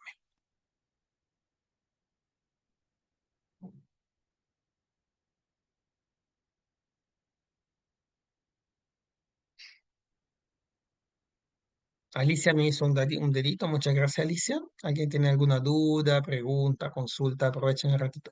Sé que era mucha información, pero oye, me preguntaron, dígame algo sobre el monitoreo del cambio climático en Chile, si hay un mundo allá afuera. Así que tenía que darle algún marco un poquito global de lo que había. Hola, yo tengo una pregunta. Ujú. ¿Me escucha bien? Sí, Muchas gracias por la presentación. Em, Sobre la implementación, entendiendo de que aumentaron las ambiciones, la implementación en los territorios ha sido siempre un contexto difícil para poder trabajarlo en los territorios. La Ley Marco Cambio Climático intentó dar respuesta de manera territorial a este fenómeno. Sin embargo, ya pasados los 3 años, se volvió a ver de que, por ejemplo, esa misma implementación a nivel municipal, la adhesión fue baja e inclusive muchas veces no había un conocimiento respecto a él. ¿Qué tarea podríamos tomar nosotros para poder eventualmente, así como se aumentó la ambición climática, también llevarla esta carrera como de manera territorial, para poder efectivamente alimentar todos estos instrumentos que nos mostraste hoy y que tengan un asidero real y no que queden, por ejemplo, en los reportes o los monitoreos que se están estableciendo como marcos y que tengan un sustento. y muchas gracias. Bueno, primero que todo decir que, como se dijo, Chile tiene una gran ambición, tiene un marco muy ambicioso, pero obviamente partir de esa ambición a la práctica siempre se supo que llevaría un esfuerzo importante. Y en particularmente, bajarlo a los territorios debe partir del punto de partida que los territorios no están todos en las mismas condiciones. De hecho, hay un documento, una hoja de ruta para la implementación que ha generado el mismo Ministerio de Medio Ambiente, que tiene, entre otras cosas, y lo olvidé poner en la PPT, pero lo voy a agregar, ha generado, entre otras cosas, un marco de análisis de ranking de diferentes municipios en función de sus capacidades reales de poder llevar adelante la planificación e implementación sin apoyo. Y eso tiene como tres grandes escalas: los que lo van a lograr solo, porque ya están en pole position; los que van a requerir un apoyo light por parte del ministerio; y los que no lo van a lograr, y se espera que el ministerio va a tener que apoyarlo muy fuertemente, para lo cual tiene que levantar recursos que todavía no tiene, por lo tanto se espera que lo vayan levantando para poderlo apoyar. Pero había una expectativa de que no se iban a lograr que todos los municipios lo cumplieran, particularmente a nivel municipal, porque las capacidades son muy desiguales. Entonces, hay municipios que han estado haciendo esto hace años de manera voluntaria, hay municipios que trabajaban con Chile o trabajan con redes internacionales, Hay municipios con recursos, hay municipios que no lo tienen, municipios que ni siquiera sabían que era el cambio climático hasta hace un par de años, por lo tanto, o algunos que a mala pena lo saben ahora, por lo tanto, la verdad que esto es muy distinto y tanto hay que invertir en el desarrollo de capacidades, pero también en apoyo financiero. Los municipios que hoy día están desarrollando, por ejemplo, sus planes, lo están haciendo normalmente con consultoría, porque no tienen capacidad interna, y la consultoría que hacen tienen 5 o 6 millones para desarrollar, a veces 7. Con 7 millones no haces ni siquiera vagamente un diagnóstico territorial, menos desarrollar medidas, menos hacer un proceso participativo. Entonces, claramente, además de tener más recursos, también se trata de generar un mecanismo de información y apoyo de planificación que ya insumen recursos clave para que no se tengan que repetir, que muchas veces se hace que se vuelven a repetir los levantamientos, se requieren guías que indiquen más claramente cómo avanzar, pero también se requiere interés e incentivo por parte de las partes.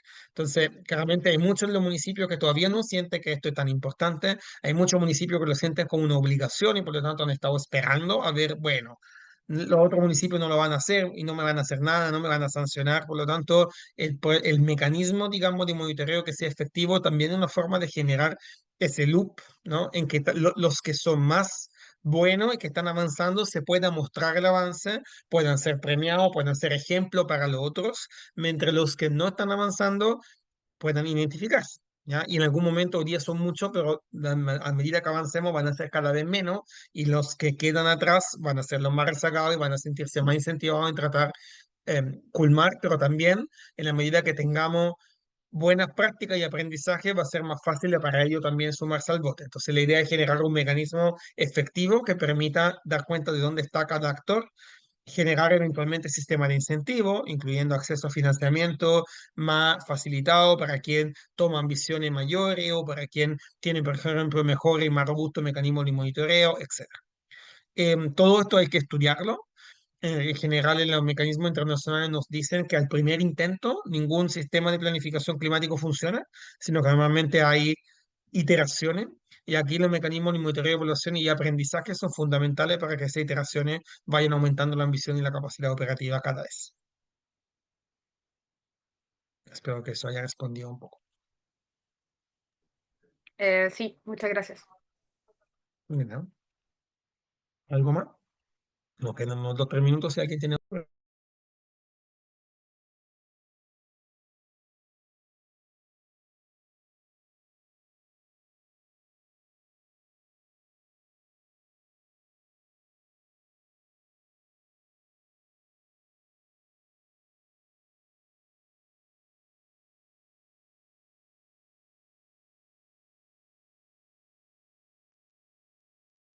Parece muy clara la presentación. Entonces, si es que no hubiera ninguna pregunta más, ya podríamos dar por finalizada la sesión del día de hoy. Muchas gracias, Marco, por tu presentación. Muy completa, muy informativa y felicitaciones por el trabajo también que desarrollan desde el CR2 y tus otras participaciones. Así que eso, bueno, les recordamos que esta, igual que las clases anteriores, va a quedar la grabación en la carpeta del curso y vamos a subir ahí las presentaciones también. Así que eso, si es que no hubiera más preguntas, damos por finalizada la sesión de hoy. Muchas gracias a todas y Les todos. agradezco mucho a ustedes por todo su tiempo y cualquier cosa, yo le mando a la PPT, la van a subir y ahí están todos los enlaces a la información requerida. Que estén muy bien y gracias de nuevo por su tiempo y atención.